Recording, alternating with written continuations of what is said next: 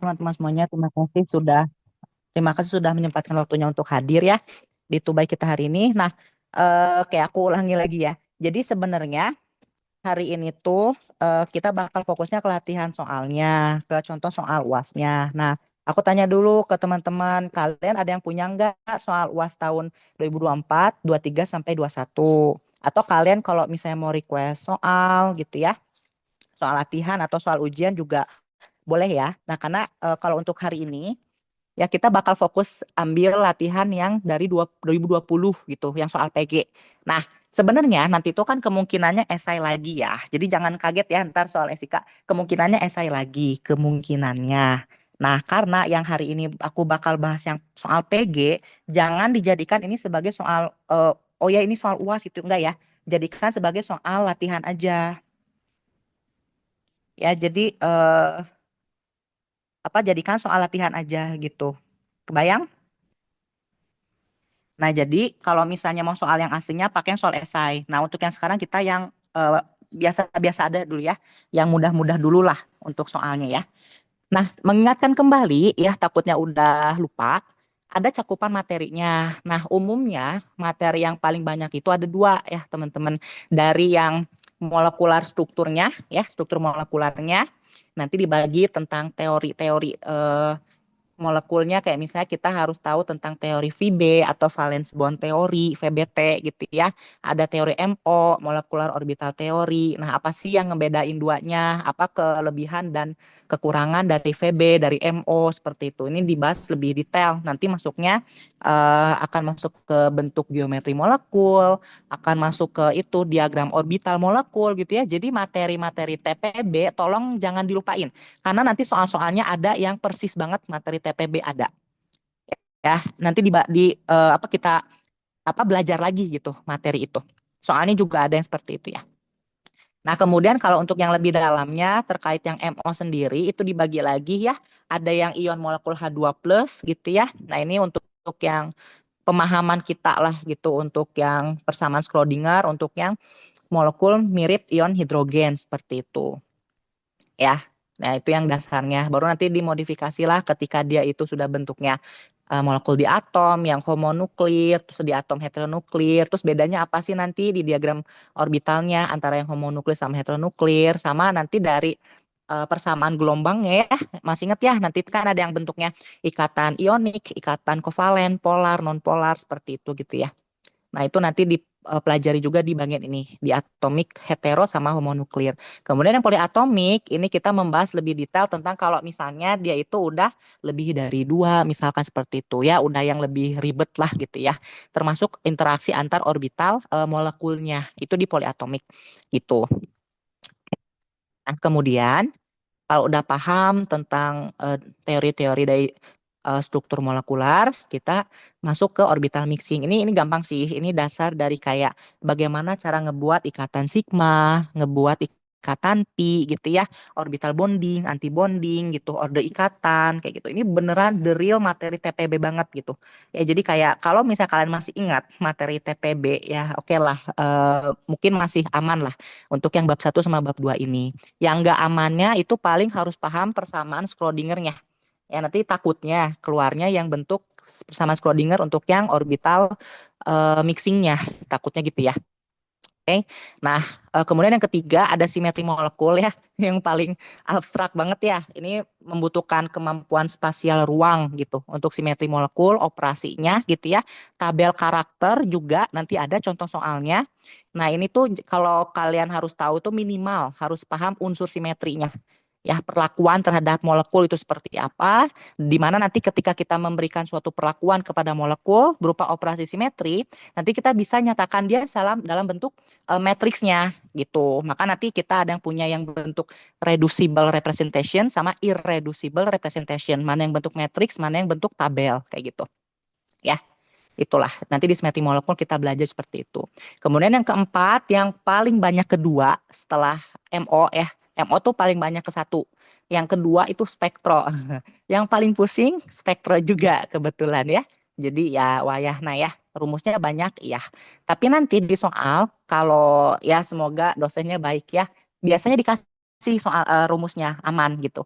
Jadi kita harus ngotak-ngatik di spektro ini, kita harus berfokus paham bagaimana cara menentukan penggunaan rumusnya, karena nanti dikasih rumusnya, konstantanya dikasih juga ya. Nah biasanya soalnya tuh gimana yang spektro ini? Soal spektro ini dia menyatakan kayak misalnya kalau dia berupa transisi ya, kita ada aturan seleksi gitu ya, transisi dari rotasi vibrasi seperti apa, transisi dari elektronik seperti apa, aturan seleksinya bagaimana gitu ya. Jangan lupa ada yang transisi terlarang, ada yang diperbolehkan seperti itu. Nanti juga ada tuh aturan seleksi-seleksi yang spektroskopi ini misalkan IR sama Raman gitu ya buat di Girofit. Kalau transisi elektronik nanti fokusnya di yang bagian UV ya, eksitasi. Biasanya dari yang sigma ke sigma anti ikatan, pi ke pi anti ikatan, atau non bonding ke yang bentuk anti ikatan seperti itu. Ini transisi elektronik.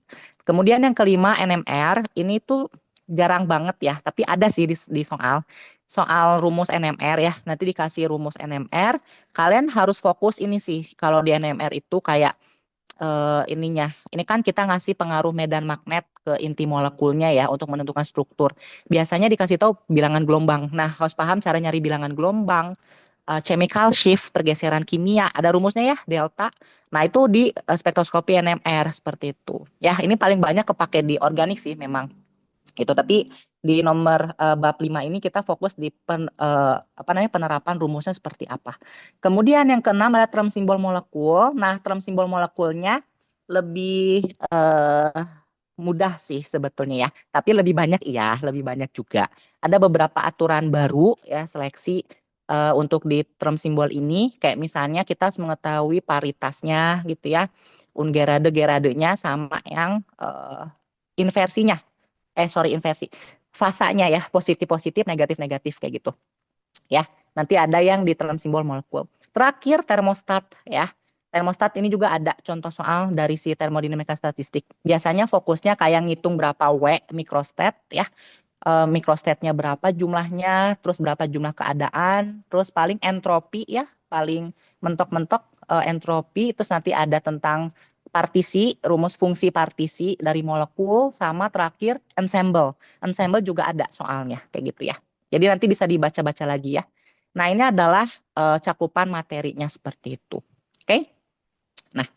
Nah, rencananya hari ini kita fokus dulu aja ngerjain soal yang tahun 2020. Kan lumayan ya PG ya. Ini anggap latihan soal aja, bukan soal ujian. Karena nanti ujiannya esai harusnya. Oke. Nah, sebelum kita masuk nih ke soal tahun 2020, barangkali teman-teman ada yang ingin ditanyakan dulu nggak? Atau punya soal kayak gitu? Sebelum kita bahas nih soal-soal 2020. Atau aman?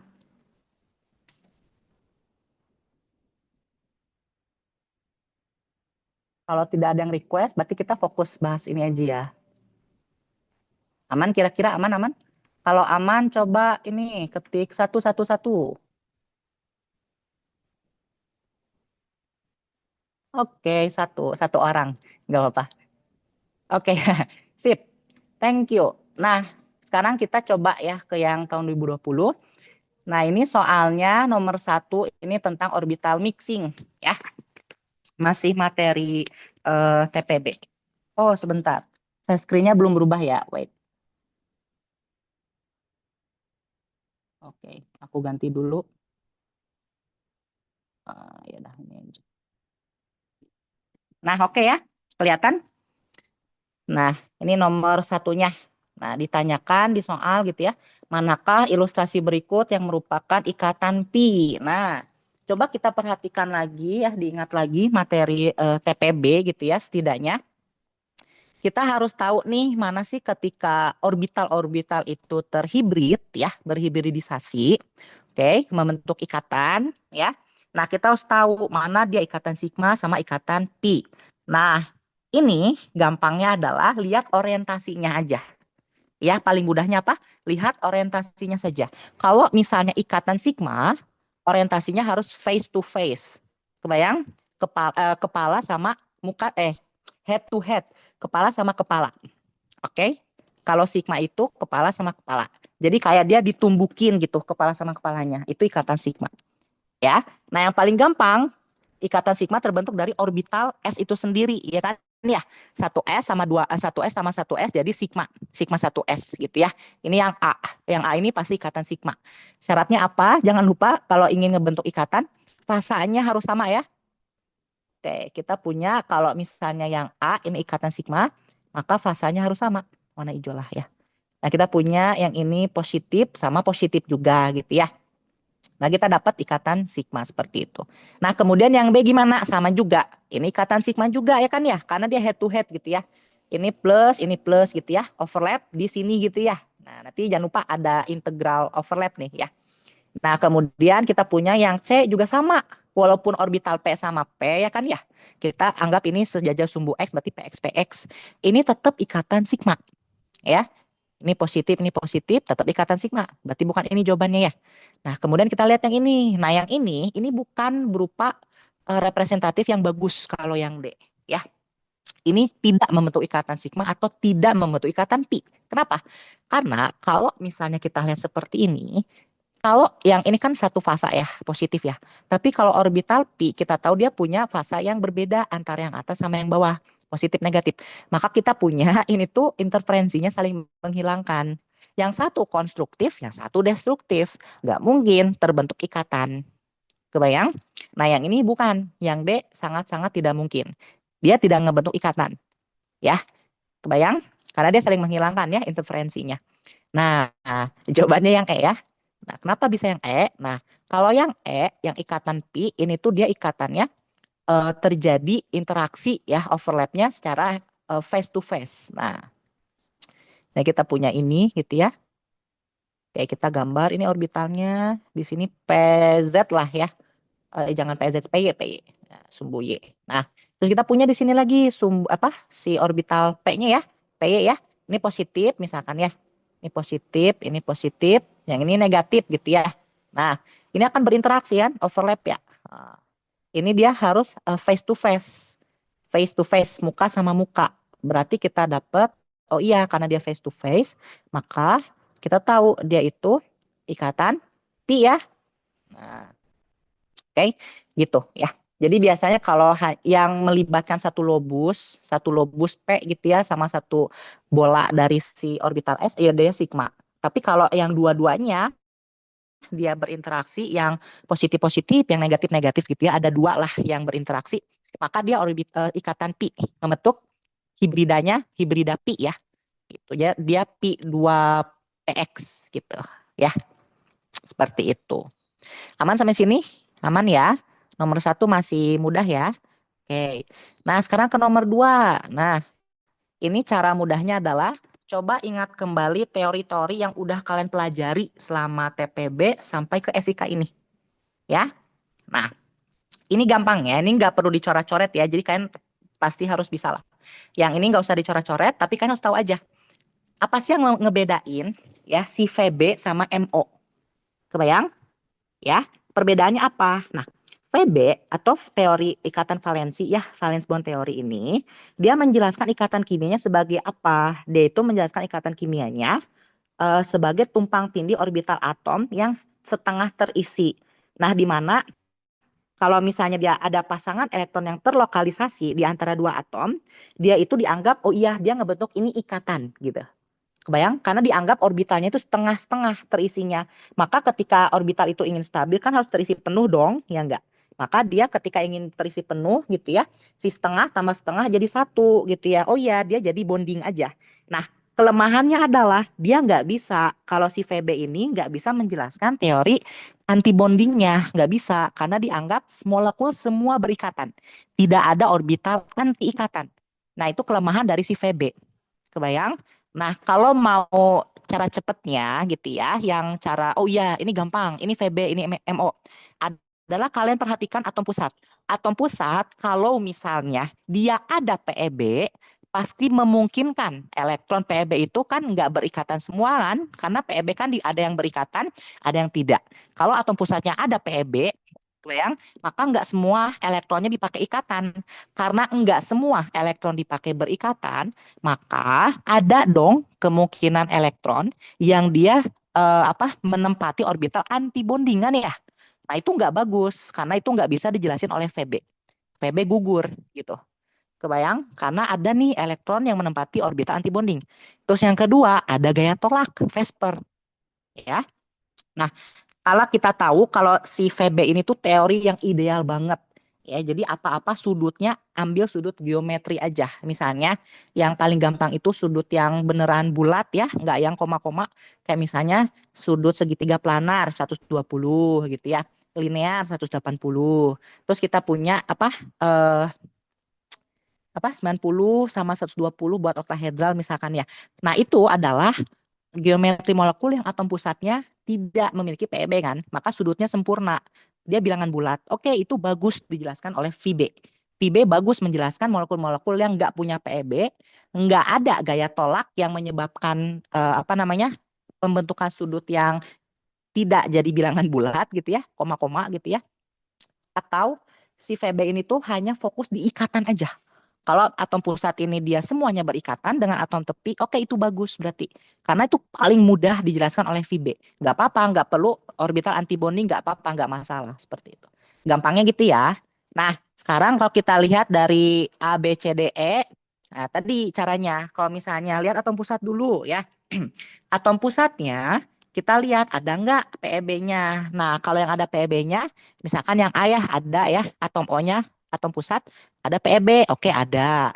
Yang D ada ya di nitrogennya. Yang E juga ada di S-nya. Gitu. Bahkan yang E ini paling parah sih. E ini deviasi sudutnya paling parah. Ya, dia penyimpangannya jauh. Harusnya 104,5 derajat kan ya. Tapi si S ini kan bentuknya gini ya kalau H2S.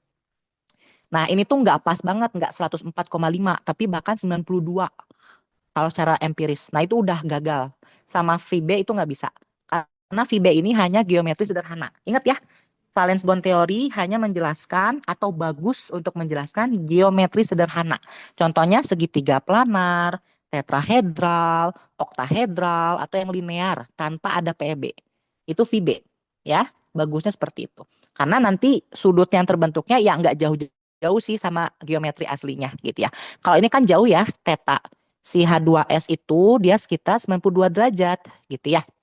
Ini jelek gitu, nggak bagus lah ya, karena dia harusnya 104,5 kalau bentuknya band kayak gini. H2O kan 104,5 ya.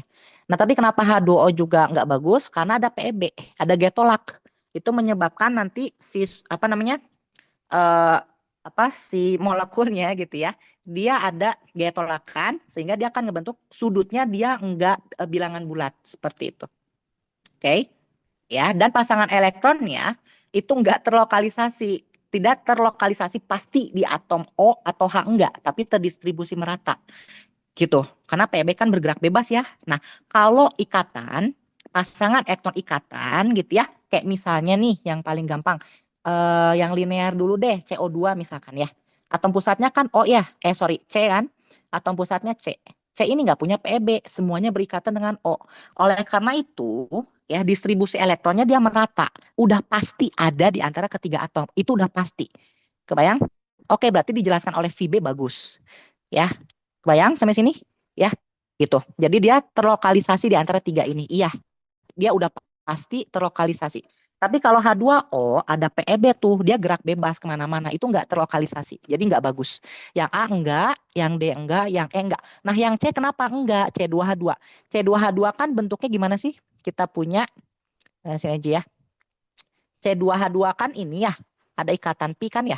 Nah, sebenarnya yang pertama atom pusatnya nggak ada PB, iya betul nggak ada PB. Terlokalisasi benar, terlokalisasi juga. Tapi kenapa C2H2 triple bond berarti ya.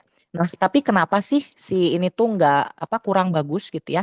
Karena ada kerapatan elektron yang di tengah-tengah ini, dia nggak terdistribusi merata ke semua atom, karena dia berat di tengah gitu ya.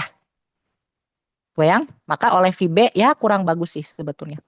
Bagus mah bagus ya, tapi di kunci jawabannya ada yang lebih bagus lagi gitu ya. Nah, jawabannya itu yang B, CH4.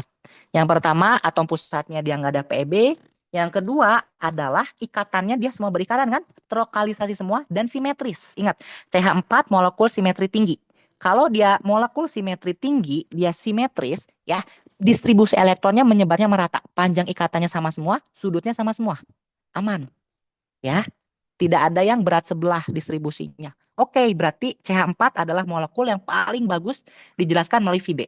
Ya. Nah, ingat ya, kelebihan utama Fib itu apa? Sangat kuat untuk menjelaskan geometri molekul sederhana yang tadi. Terus memberikan gambaran orbital yang intuitif, sigma dan pi. Untuk ikatan sigma sama ikatan pi boleh pakai Fib-T. Kelemahannya, ini nggak bisa menentukan sifat kemagnetan sama delokalisasi elektron gitu. Kalau ada delokalisasi elektron, itu kan melibatkan orbital ya, orbital pi kan ya, ikatan anti-ikatan, itu di wilayah MO. Fib-T nggak bisa ngejelasin itu. Kemagnetan juga nggak bisa dijelasin oleh itu. Kebayang? Ya. Nah, ini alasannya ya, CH4 kenapa yang paling tepat? Karena ikatannya identik, semua ikatan identik, tunggal semua. Sudut ikatannya tepat, 109,5 tepat, tetrahedral sempurna. Terus tidak ada pasangan elektron bebas. Aman ya, terlokalisasi di ikatan saja, tidak ada PEB. Kemudian contoh klasik yang paling sukses dari Fib-T itu adalah CH4 untuk hibridisasi sp3. Jadi nanti kan ada turunannya ya. Hibridisasi sp3 kan banyak turunannya ya. Kalau CH4 tetrahedral, oke turunin satu. Kita punya sp2. sp2 apakah tetrahedral? Enggak kan? Dia trigonal piramidal. Nah, itu udah mulai apa ya? Udah mulai kacau lah gitu. Dia kadang dari segi sudutnya enggak terlalu pas. Terus dia udah punya PEB atomnya. Terus dia tidak terlokalisasi gitu. Kebayang karena ada PEB. PEB bisa gerak bebas. Dia tidak terlokalisasi di ikatan.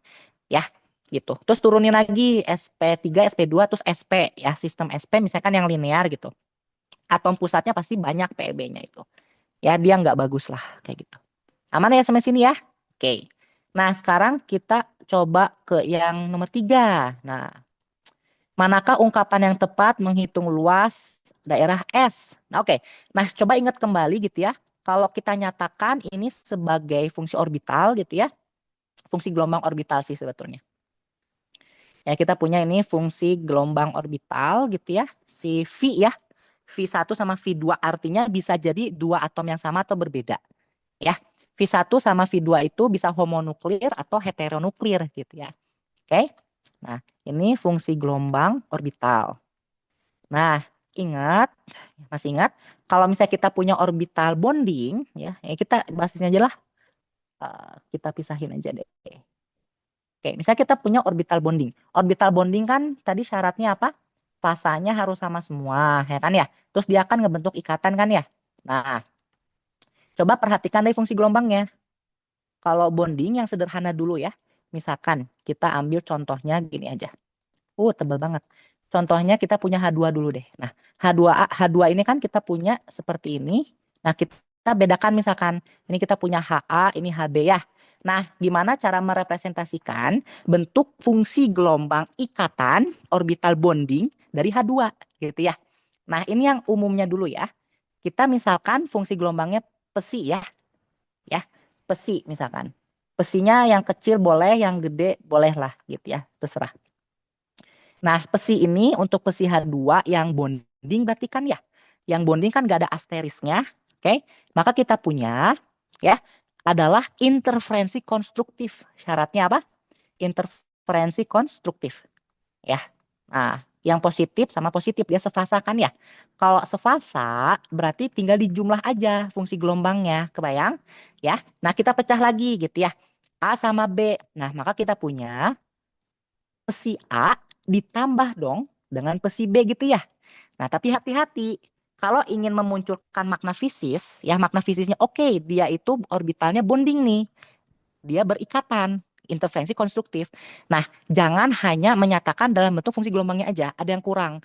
Kalian harus menentukan suatu konstanta yang namanya konstanta normalisasi. Gitu ya. N adalah konstanta apa? Normalisasi gitu ya. Nah, oke, jangan lupa ya, ini apa yang materi UTS ada lagi gitu ya. Nah, jangan lupa cara nyari konstanta normalisasi ya, tinggal diintegralin aja. Integralin, masukin kalau bentuk fungsinya sin ya udah integral dari sin kuadrat. Ada identitas kan 1 min cos 2x per 2. Tinggal diintegralin, masukin syarat batas, udah gitu ya. Nah, nanti dapat n-nya berapa. Oke, kita kali ke dalam. Maka kita punya sigma psi H2 ya untuk orbital bonding gitu ya. Kita punya apa? N psi A ditambah N psi B gitu ya. Kebayang sampai sini? Nah, ini adalah untuk yang orbital bonding gitu.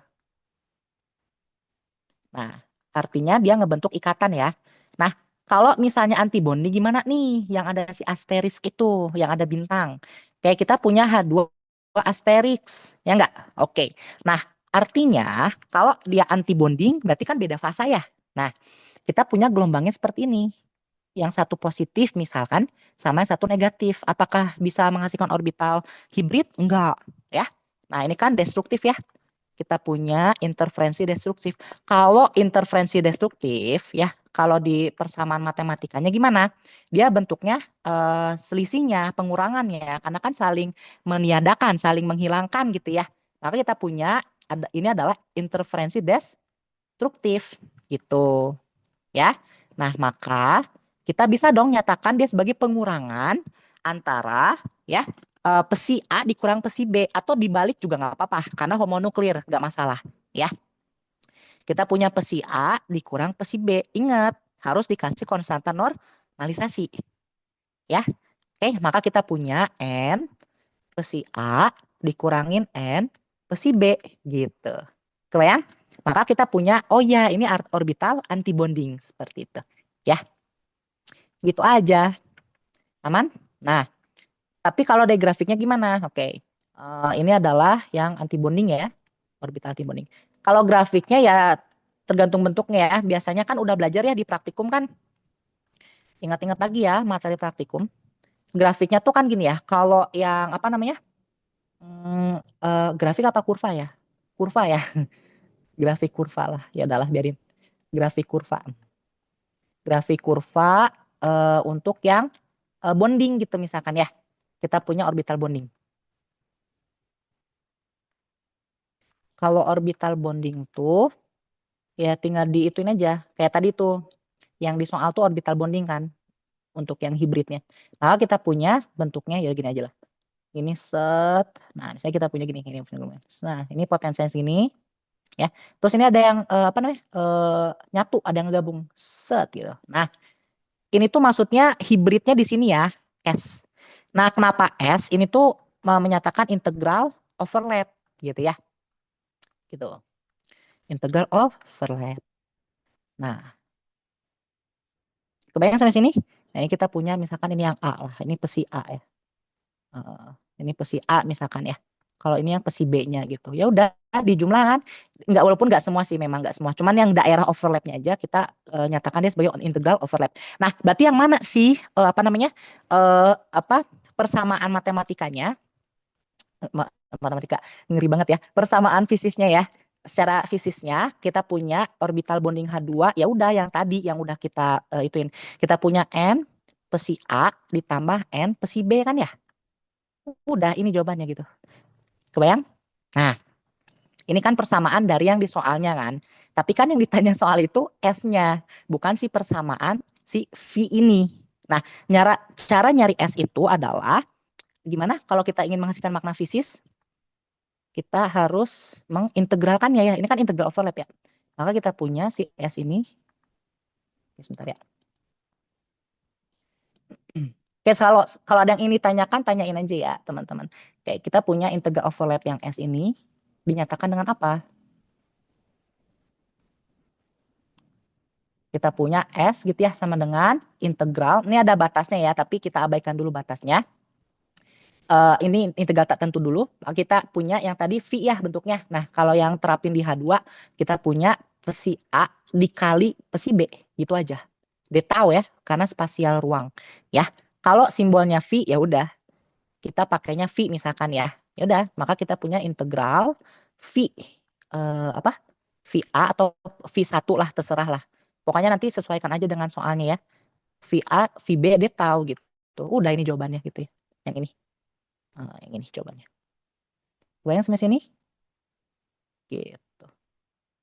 Ya, ini berlaku untuk yang apa? Molekul yang homonuklir ya. Yang heteronuklir tuh biasanya ada yang beda deh nanti di konstanta normalisasinya. Karena kita harus tahu dulu kalau heteronuklir ikatannya apakah murni kovalen, murni ionik atau ada campuran gitu ya.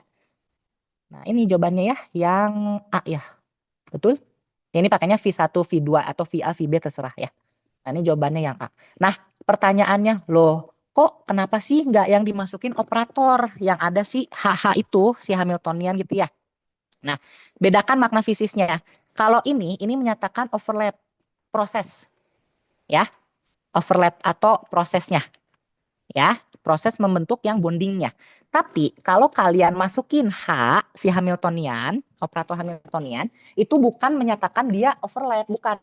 Tapi dia itu menyatakan berapa energi dari proses overlap itu, gitu. Nah, jadi kalau kalian masukin energi ya, energi elektron lah, kan yang overlap kan orbital sih, tapi kan yang berikatan elektron ya. Nah, kita punya integral pakai V aja ya. VA dikalikan dengan operator Hamiltonian kali dengan VB, dia tahu ya. Nah, maka kita nyatakan ini adalah operator energi kan? Kebayang? Masih ingat? Jangan lupa ya. Operator energi yang dimana nanti kalau nyari operatornya tergantung molekulnya. Entah itu molekul mirip hidrogen, ion molekul mirip H2+, atau dia hetero, atau dia yang homonuklir, atau yang poliatom. Masing-masing beda. Ya, gitu. Jadi ini untuk menentukan energi gitu. Bukan proses ya, tapi nilai energinya. Kalau kalian masukin operator, oke, berarti dia ada konservasi energi. Berarti kita mencari energi dari orbital bonding atau energi overlap lah, boleh lah, nggak apa-apa. Energi overlap, overlap elektronnya ya, gitu. Gitu. Maka yang lebih tepatnya yang A ya, gitu. Oke, sampai sini ada yang ini tanyakan? Kalau masih aman, kita lanjut lagi ya. Oke, nah ini materi TPB banget. Keluar lagi ya di SIK.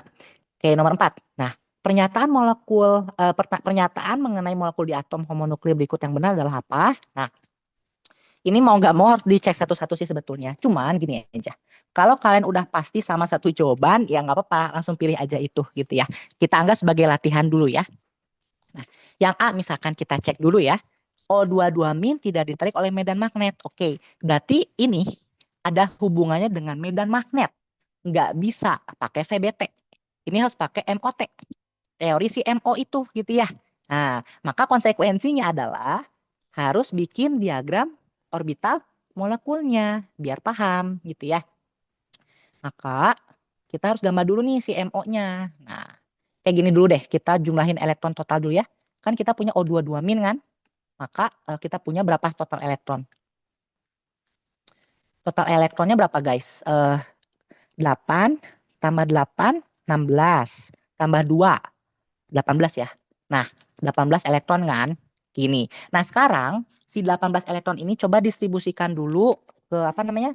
Konfigurasinya. Ingat ini Z-nya kan 18 ya totalnya, jangan lihat 8 sih. 8 tambah 8 16. Z-nya kan lebih dari 14.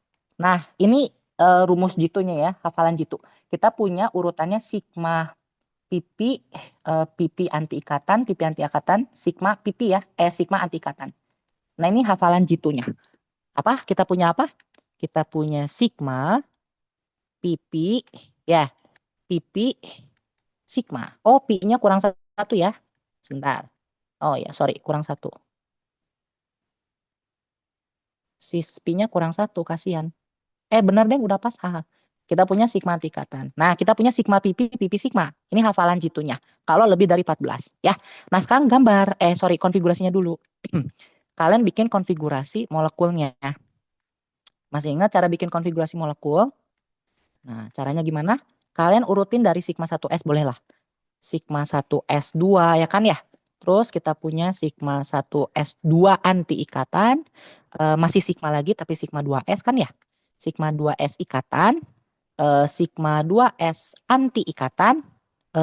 Kok pangkatnya di atas ya, biarin. Gini ya, anti ikatan. Sigma pipi pipi sigma ya. Kita punya pi 2p 2 ya. Yang bonding. Ini 2P-nya boleh PX atau PY ya. Kalau pipi itu biasanya PX PY sih sebetulnya. Kita punya 2PY ya, pangkat 2. Pipinya anti, yang anti. Sebentar. Oh, sorry guys, kurang, maaf. Sigma 2 PZ dulu ya. Jangan dilewat, kasihan. Nah, ini kelewat satu. Kita punya sigma 2 PZ. Nah, ini hapus dulu ya. Oke. Nah, yaudah ini hapus dulu. Nah, kita punya sigma 2PZ ya. Isinya 2. Nah, baru ke pi. Pi yang bonding. Pi 2PX ya. 2 ya. Terus kita punya pi 2PY. 2 kan. Terus pi anti ikatan kan ya. 2PX anti apa bonding. 2 pi pi 2PY. 2 anti bonding. Ntar ini kelebihan nggak? 2 tambah 2 berapa? 4. 4 tambah 2, 6, 8, 10, 12, 14, 16, 18. Pas ya 18. Nah, kita punya sigma yang terakhir itu 2PZ anti bondingnya 0 ya. Pakat 0. Ya udahlah nggak usah ditulis nggak apa-apa. Nah, sekarang bikin diagramnya. Kalian diurutin berdasarkan tingkatan energinya. Masih ingat yang di TPB ya? Jangan dilupain ya. Karena nanti buat nentuin apa momen magnet ada rumusnya ya, momen magnet ya. Nah, kita gambar nih diagram orbital molekul. Gitu. Nah, aku nggambarnya dari 2S ya. Yang 1S nggak usah lah. 2S sampai 2P aja.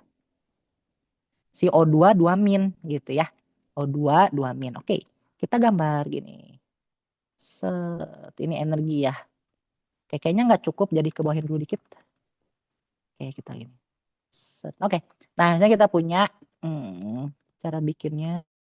Ini si O-nya. O-nya di sini. Kita punya ini O2 2 min kan ya. Ini O gitu ya. Sebenarnya nggak harus gitu sih. Cuman ya biar jelas aja. Nah, kita urutin dari 2S. Nah, 2S gitu ya. Ini 2S juga ya kan? Diisi 2 kan? Nah, isi 2, isi 2. Ini ke bawah. Jangan lupa ke bawah dulu. Kalau orbital bonding, ingat ya ada hubungan sama integral overlap SJK. Kenapa orbital bonding itu turun energinya? Karena kan S-nya besar ya. S-nya besar. Terus apa yang kecil ya? Aku lupa. J atau K-nya lah kalau nggak salah ya, aku lupa. Pokoknya S-nya besar, terus penjumlahan gitu. Jadi segala yang apa namanya, yang besar dibagi kecil gitu ya. Jadi dia semakin apa namanya, semakin besar. Sorry, semakin kecil karena 1/S ya. S bla bla bla dibagi 1 - S. 1 + S. Nah, per 1 + S kan orbital apa namanya si integral overlapnya 1 + S untuk di penyebut, maka semakin besar semakin kecil energinya gitu. Maka yang sigma ini sigma 2S turun energinya karena paling stabil gitu. Pokoknya konsepnya kalau energinya kecil dia stabil aja, udah aja gitu ya. Sigma 2S2 anti ikatan diisi 2 juga kan. Nah, sekarang kita ke P gitu. Ya itu ya nanti kalian hafalin lagi lah rumusnya lah. Ya si rumus apa si SJK itu. Takutnya keluar soalnya. Nah, kita punya 2P ya. Nah, enggak simetri biarin lah ya. Kita punya 2P seperti ini. Set set set 2P ya. Ini terserah lah mau PX, PZ terserah kalian, bebas. Nah, ingat urutannya sigma pipi pipi sigma ya. Ini yang paling bawah sigma dulu ya. Oke. Terus yang bondingnya pipi ya, terdegenerasi ya. Oke, yang ini apa namanya? Pipi yang atas, sigmanya nggak usah sih sebetulnya, yang anti ikatanya nggak usah. Karena yang keisi itu yang ini kan. Nah, kita punya 2P berapa? 2P 6 dong. Kebayang? Karena keisi penuh semua. Ya, oke. Nah, terus masukin di sigma 2PZ dulu misalkan. Ini di pi-nya ya, 2pi 2 pi 2P 2P lah nanti isi sendiri. Gini kan? Nah, sisanya berapa? Ini ada 6, ini ada 12. Kok 12? Ya, 6. Ya, 12 ya. 12? Benar? Oh, 22 min kalem. 1S2 berarti kan udah 2 ya. Ditambah ini 2S2 4. 4 tambah berapa nih jadi 18? 14 ya? Ya nggak sih? 14 kalem guys. Ini benar sih harusnya kan kurang 2 ya. Apa kelebihan ya? Ya gitulah. Pokoknya kalian harus dipasang-pasangin dulu. Berapa sih totalnya? 18 ya. Kita punya 2 berarti yang 1S2-nya 1S2 tambah 1S2 sih 4 ya. Sorry 4. 4 tambah 4 8. Nah, sisanya berapa? Biar jadi 18. 10 ya? Ya nggak sih? Ya 10 ya. Nah, harus ada 10. Nah, ini berarti harus ada orbital baru ini. Ya nggak? Ini kan ini 12 kelebihan. Salah, coy. Kelebihan, maaf. Ini 12 jadinya. Kurangin 1 ya, biar adil. Nah, jadi 10 kan. Nah, udah tinggal kalian masukin tuh ke situ. Terus kalian lihat semuanya berpasangan enggak? Nah, kalian lihat semuanya berpasangan nggak? Ya udah lagi aja. Ini coret aja ya, guys. Ini coret. Oke. Nah, 10 10. Kita punya 1 2 3 4 5, 1 2 3 4 5. 10, 1 2 3 4 5 6 7 8 9 10 kan. Oh, sorry. Tiba-tiba ngadat. Nah, kita punya 10. Nah, ternyata ketika kalian pasangin tuh ya si elektronnya ketika masuk ke si orbital yang pipi anti ikatan ya, pipi anti ikatan yang terdegenerasi itu dia berpasangan. Nah, ingat konsepnya, kalau misalnya semua elektronnya berpasangan, maka dia sifatnya dia magnetik gitu ya. Dia magnetik kalau semuanya berpasangan. Kalau ada elektron tak berpasangan minimal satu, satu aja yang nggak berpasangan minimal satu, pasti dia ada momen magnet walaupun kecil, memang momen magnetnya kecil ya, yaitu paramagnetik. Nah, tapi kalau misalnya di logam, misalnya elektron tak berpasangannya ada 5 atau lebih dari 5, itu ferromagnetik karena nilai Bm si bor magnetonnya dia gede gitu. Ada yang masih ingat cara nyari nilai momen magnet si Bm itu? Rumusnya gimana? Bm bor magneton. Ini aja ya. Kita punya momen magnet mu gitu ya sama dengan akar n plus 2 ya. Oke? Oh, oke. Ya, ngadat lagi. Sip. Nah, kita punya N ini adalah jumlah elektron tak berpasangan. Gitu. Ya, nanti kalian masukin. Nah, karena ya kalau mau ngebuktiin pakai hitungan boleh sih. Si O22 min nggak ada kan elektron tak berpasangan. Berarti mu-nya 0. Mu-nya 0 bor magneton. Udah gitu aja. Simple ya. N kali N plus 2. Itu untuk rumusnya. Sampai sini ada yang ingin tanyakan dulu untuk SIK ini. Atau masih aman? Kalau masih aman kita lanjut ya. Ini aku benerin dulu deh. Kasihan. Kita punya ini berpasangan semua ya. Ini pi anti ikatan, ini pi anti ikatan ya. Udah gitu ya. Maka dia diamagnetik. Tapi kalau molekul O2 kan nggak ada ketambahan 2 elektron, kurangin aja 2 elektron sini karena dia terdegenerasi harus adil ya. Kurangin 1, maka yang sebelah kanan kurangin 1 lagi. Maka dia ada elektron tak berpasangan. O2 itu paramagnetik. Kalau O22 min itu diamagnetik. Maka yang A udah benar, udahlah yang sisanya nggak usah dicek ya. Yang A udah benar, udah jawabannya A gitu. Ya, pakai MO gitu. Udah gitu aja. Oke, aman. Ada yang ditanyain dulu tentang kemolekulan ini, struktur molekul? Oh, nah ini nomor 5 nih. Ya. Nomor 5 nih sebenarnya kalau kalian lihat ya ini tuh gampang kalau secara konsepnya sebetulnya. Jadi jangan takut, waduh ada grafik gitu ya, wah pusing gitu. Enggak, jangan kayak gitu. Jangan takut, harus berani ya. Nah, caranya gimana? Ini coba ingat lagi. Di materi SIK bab 1, radiasi benda hitam. Masih ingat? Ini tentang efek fotolistrik ya. Nah, ini efek fotolistrik dan kaitannya dengan energi ionisasi gitu. Oke, ini sekalian prolog lah ya. Mengingatkan kembali tentang fenomena fotoelektron. Nah, kalau fotoelektron itu terjadi gimana? Ketika suatu logam atau gas ya, oke lah, gas juga bisa sebetulnya. Terus dia ditembak suatu foton. Nah, elektronnya tereksitasi kan.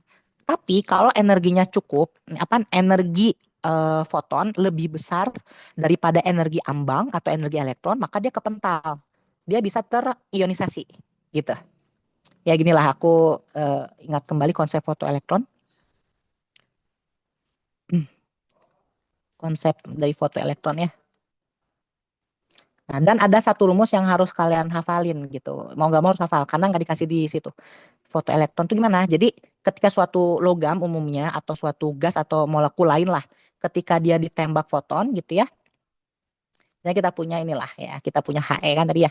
Terus ditembak foton, set set set set set set set. Nah, ini foton, lambangnya gamma ya. Foton. Nah, elektron yang ada di He ini misalkan gini ya. Kita punya elektron gitu di He ya. Mental, twing gitu. Elektronnya mental keluar dari atomnya gitu ya, terionisasi kan. Nah, kita punya Ei1. Kalau yang keluarnya satu ya, Ei1. Maka ketika helium ditembak foton gitu ya, tembak duar si elektronnya ya, tapi syaratnya energi si fotonnya harus lebih besar daripada energi ambang atau energi elektron ya, energi ambang itu energi elektron. Dan frekuensi ya, ini penting banget. Frekuensinya itu harus lebih besar. kita punya frekuensi gamma harus lebih besar daripada frekuensi ambang F0 atau F elektron lah gitu ya. Nah, maka ingat gimana? Kalau misalnya ya atom tersebut mudah dilepas elektronnya, artinya apa? Ketika kita tembak foton, oh dia mental twing gitu ya, si elektronnya twing gitu. Nah, lepaskan gerakan. Nah, ingat, kalau suatu partikel ada gerak, terjadi pergerakan, maka ada energi kinetik seperti itu. Kebayang? Maka kita punya apa? Ya, kita punya kalau energi itu rumusnya apa? Kita punya H kali nu ya, tapi H kali F aja lah gitu. H kali F, ya kan ya? Nah, kalau misalnya kalian mau nyari energi kinetik gitu ya, energi total dulu deh. Energi total itu kan energi dari si fotonnya ditambah energi kinetik dari elektron yang gerak elektron ya teman-teman. Foton memang mental juga sih, tapi karena energinya nanti biasanya besar, energinya kecil sorry. Energi hasil hamburannya itu nggak dipakai kecuali tadi efek Compton ya.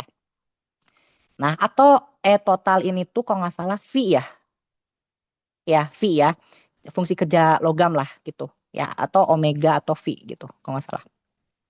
Ya, nanti koreksi aja ya kalau misalnya ada yang keliru. Maka kalau kita pengen nyari energi kinetik elektron, ya si Eke ini, ya udah energi totalnya itu atau V ya fungsi apa fungsi kerja logam. Ini bukan logam sih. Ini atom He ya. Nah, anggap aja omega lah. Nah, ini kan berarti energinya dikurangin energi total ya. Energi totalnya dikurangin energi si gamanya. Dapat energi kinetik kan. Atau gampangnya udahlah ambil selisihnya aja gitu ya. Nah, kita lihat di soal. Cara nyari energi kinetiknya adalah, oh ini udah ada energi kinetiknya malah. Ya udah.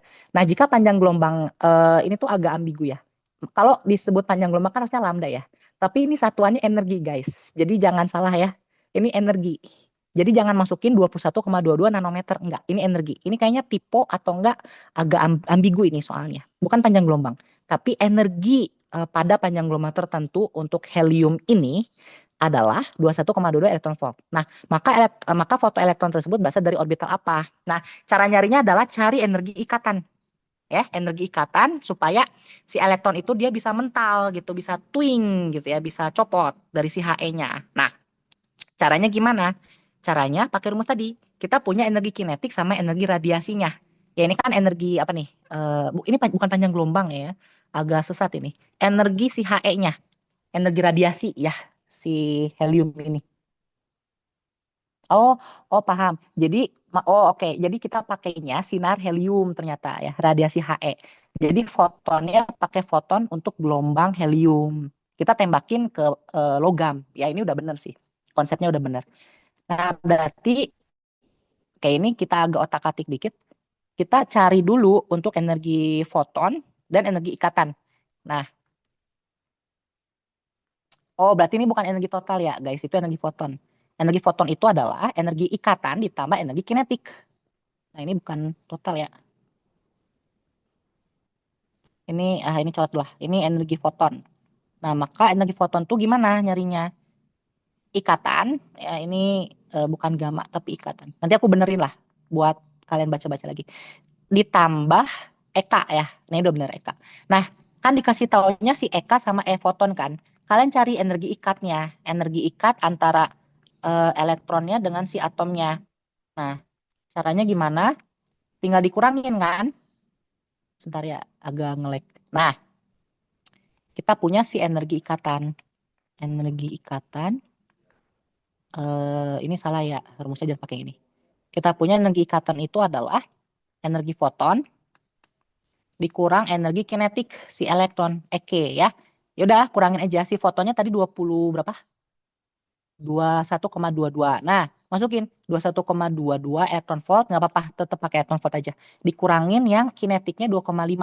Oke. Kalian masukin 2,5. Nah, ini tuh di kalkulator mendekati lah ya, biar aproksimasi aja. 18 koma sih, cuman oke, kita aproksimasi 18 aja ya. Elektron volt biar mudah. Nah, coba baca grafiknya. Ini kalian harus paham PES ya. Foto elektron foto elektron apa ya? Spektra. Nah, foto elektron spektra PES. Nah, ini grafiknya menyatakan kalau misalnya ada puncak, yang pertama jangan kaget. Ini tuh artinya ada elektron, jumlah elektron yang dia itu lepas. Berapa banyaknya? Oke, bukan energi. Hati-hati, bukan energi. Jadi jangan salah. Cara baca grafik PS itu, kalau ada puncak yang tinggi, berarti energinya tinggi. Enggak, bukan. Tapi ada jumlah elektron, ada energi ionisasi, misal di antara 15 sampai 16, jumlah elektronnya dia banyak yang dilepas. Kebayang sampai sini? Bukan berarti energinya tinggi, ya bukan. Semakin tinggi puncak, semakin banyak jumlah elektron yang dilepas. Kebayang sampai sini?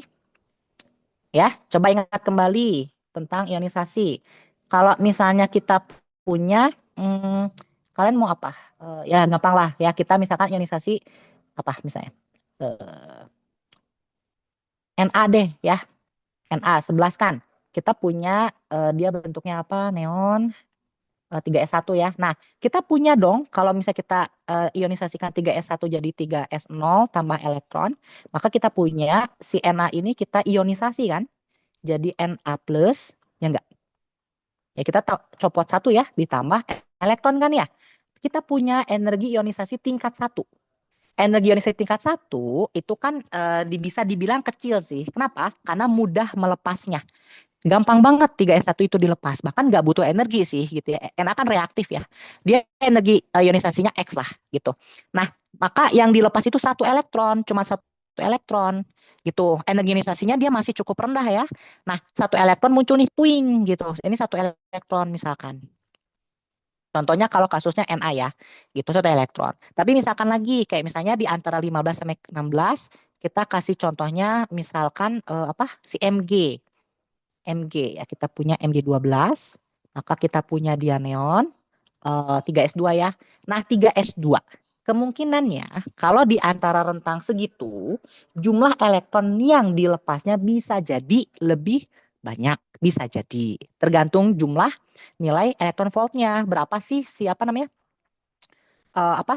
Berapa energi ionisasi yang diperlukan melepas 2 elektron gitu ya. Oke, nah kita punya Mg aja menjadi Mg2 plus, ya Mg2 plus tambah 2 elektron. Nah ini adalah gabungan dari EI1 sama EI2 gitu. Atau berada di rentang EI1 sampai EI2 lah. Atau sampai EI lebih dari 2 ya. Rentang EI1 sampai rentang EI2. Nah, artinya dalam rentang EI1 sampai EI2, misalkan tadi 15 sampai 16. Oh, ternyata ada loh jumlah elektron yang lebih banyak dilepasnya dibanding natrium. Natrium kan Na-nya cuma 3s1, ya berarti satu kan yang bisa dicopot sekitar rentang segitu. Sedangkan kalau si Mg ada 2 elektronnya. Nah, bandingin dong siapa yang jumlah elektronnya lebih banyak yang mudah dilepas. Mg dong, ya enggak? Nah, karena Mg lebih banyak jumlah elektron yang bisa dilepas, puncaknya tinggi gitu. Paham sampai sini? Kalau jumlah elektron yang bisa diionisasinya banyak, maka puncaknya semakin tinggi gitu. Jangan dilihat jadi puncaknya tinggi energinya besar, enggak kayak gitu. Itu tergantung energi ionisasi masing-masing elektron di orbital. Masalahnya adalah kalian harus paham, kalau puncaknya tinggi atau dia puncaknya rendah, berarti jumlah elektronnya yang diionisasi semakin sedikit kalau rendah. Kalau tinggi semakin banyak yang terionisasi. Nah, cara bacanya kiri ke kanan semakin besar, ya. Ini udah ada sih. Jadi cara baca PS itu, nah kita punya gini ya, grafik apa kurva. Ini misalkan, yang gampang dulu ya, pakai yang garis ya, kayak gini misalkan. Nah, dari kiri ke kanan energi meningkat. Energi siapa? Ionisasi. Ya, normalnya adalah gini, normalnya ya konsepnya. Kalau misalnya atom semakin banyak elektron yang dicopot, kan jumlah elektronnya semakin berkurang dong, banyak yang dicopot ya enggak? Tapi semakin mendekati inti. Ketika elektron semakin mendekati inti, apakah mudah dilepas begitu aja? Tentu enggak. Maka semakin besar energi ionisasi, semakin dalam elektron yang ada di orbital itu. Semakin dalam elektron yang ada di orbital itu, maka semakin sulit elektron diionisasi. Semakin sulit dilepas. Makanya trennya umumnya semakin ke kanan semakin kecil grafik apa sih kalian apa spektrum ya puncaknya lah. Semakin sedikit puncaknya gitu. Bayang umumnya ya, dari kiri ke kanan semakin sedikit puncaknya. Artinya apa? Jumlah elektron yang diionisasi semakin sedikit karena energinya harus lebih besar. Gitu, semakin sulit diionisasi gitu ya. Oke, jumlah elektron yang diionisasi semakin sedikit gitu. Aman? Semakin dikit lah ya. Nah, ya udah berarti susah kan karena dia semakin mendekati inti, orbital inti. Nah, sekarang masalahnya adalah kalian harus em, apa mencocokkan gitu ya. Mencocokkan yang tadi kita punya rentangnya 18 electron volt ya. Kita dapat angkanya di rentang berapa? 18 electron volt. Ya udah. Kalian cari di antara ini 18 electron volt antara inilah, ya kan? Oh, ternyata nggak ada puncak. Apakah tidak ada elektron? Nah, bukan berarti nggak ada elektron, teman-teman. Kalau misalnya nggak ada puncak di 18 elektron volt, jangan takut. Artinya apa? Masih ada elektron, tapi sangat sulit diionisasi. Kebayang? Maka nggak ada tuh elektron yang dia copot dari atom, nggak ada. Gitu, ya. Oke, bukan berarti nggak ada elektron ya. Nah, sekarang semakin ke kanan energi semakin tinggi nih. Artinya apa? Semakin ke bawah orbitalnya. Paham sampai sini? Kenapa semakin ke bawah? Karena orbital yang paling atas ini namanya HOMO ya teman-teman. Ini adalah energi ionisasi yang paling rendah. Ini HOMO. Ya, jadi si orbital HOMO ini adalah orbital dengan energi ionisasi yang sangat kecil, sangat rendah energi ionisasinya. Maka adanya di puncak paling kiri. Jangan disebut paling kanan. Oh, energi orbitalnya gede nih di atas. Wah, energinya lebih tinggi, berarti di kanan. Salah. Enggak seperti itu. Ya, jadi jangan berpikir energi orbitalnya tinggi. Oke, energi ionisasi pasti tinggi. Enggak. Salah. Energi orbitalnya semakin tinggi, semakin jauh jarak elektron ke inti, semakin mudah elektron diionisasi. Ketika semakin mudah elektron diionisasi, energi ionisasi semakin kecil, gitu. Ya, ini kita sebut sebagai orbital terdalam, gitu. Apalah MO terdalam ya? MO terdalam. MO terdalam adalah yang paling kanan, gitu. Ya, kalau cara bacanya kita tahu, oke, energinya sih iya sih rendah, tapi kalau energinya rendah sangat stabil. Elektron yang ada di orbital itu sangat stabil, sangat sulit dilepas. Karena sangat sulit dilepas, wah energinya tinggi, bahkan nggak bisa. Iya, gitu. Bahkan nggak bisa. Nah, berarti si pemodelan yang 18 elektron ini, 18 elektron volt, ya nggak ada kan puncaknya, maka tidak ada elektron yang diionisasi. Siapakah orbitalnya?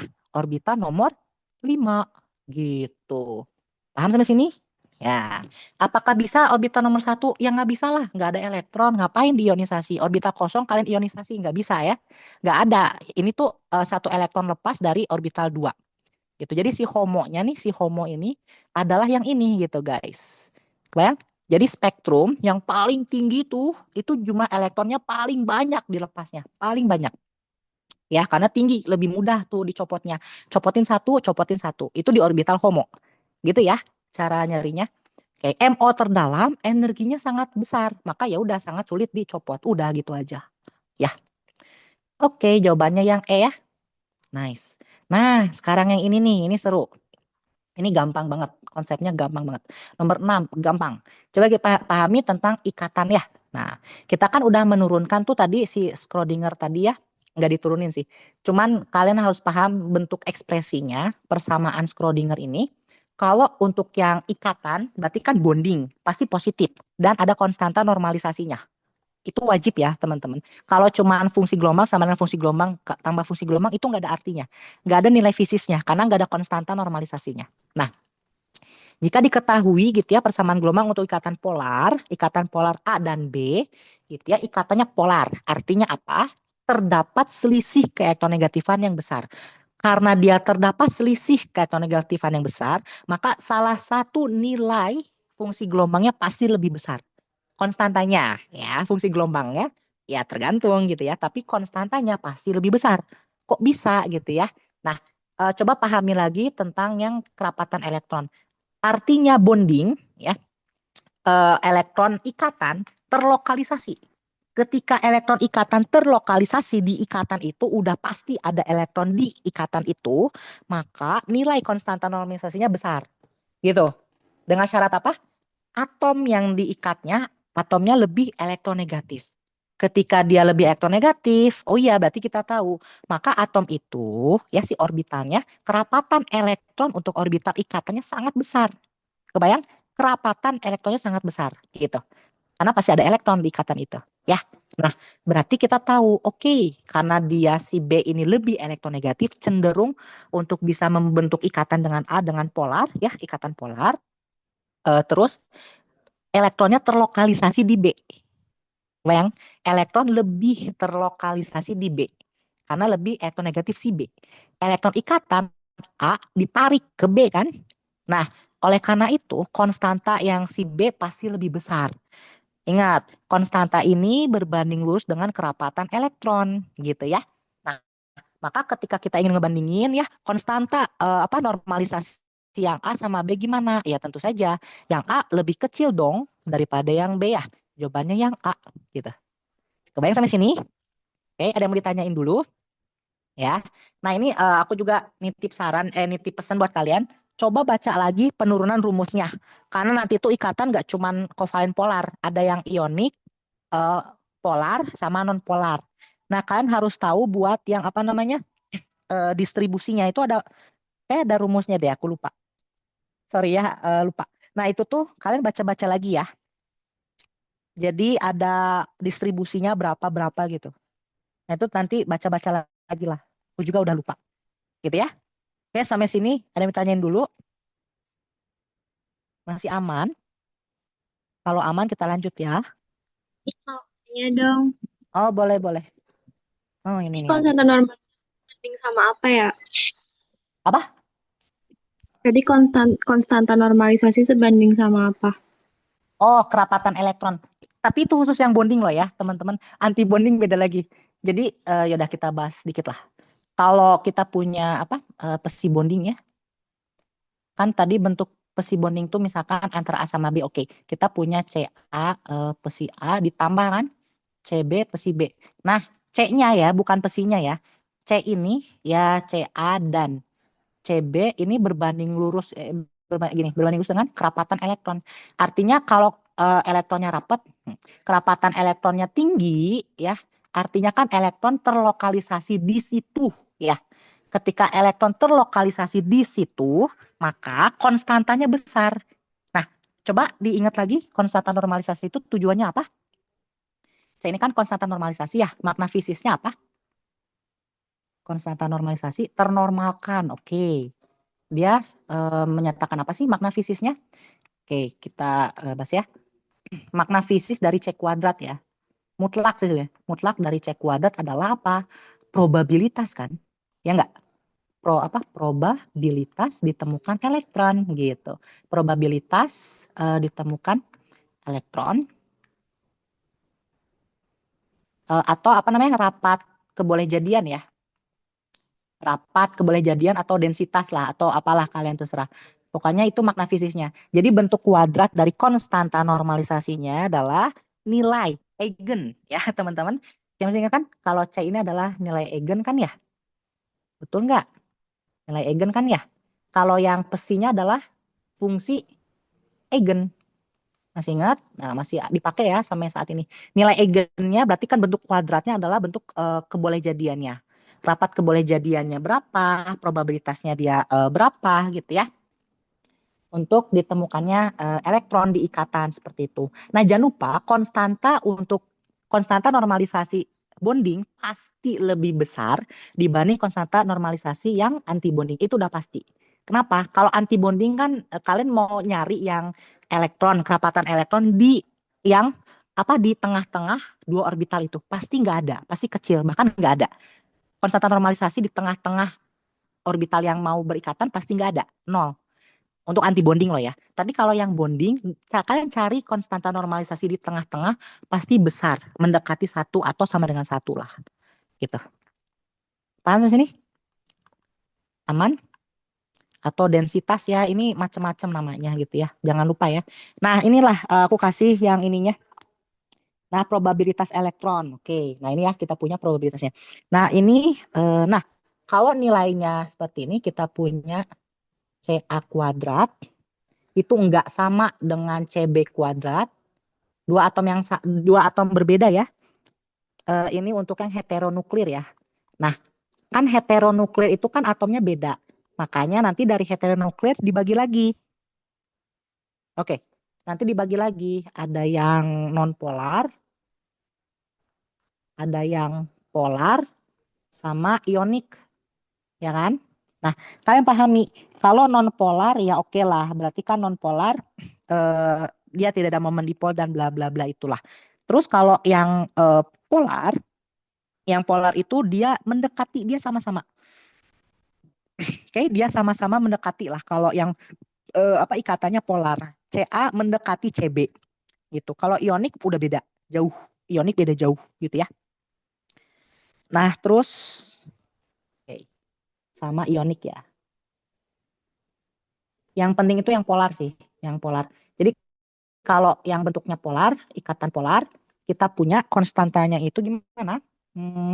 Si Ca kuadrat ini mendekati ya, nggak persis sama sih, mendekati si Cb kuadrat gitu. Terus kalau misalnya dia sama banget, the real sama banget, Ca kuadratnya pasti sama dengan Cb, maka ini dia ikatannya pure kovalen.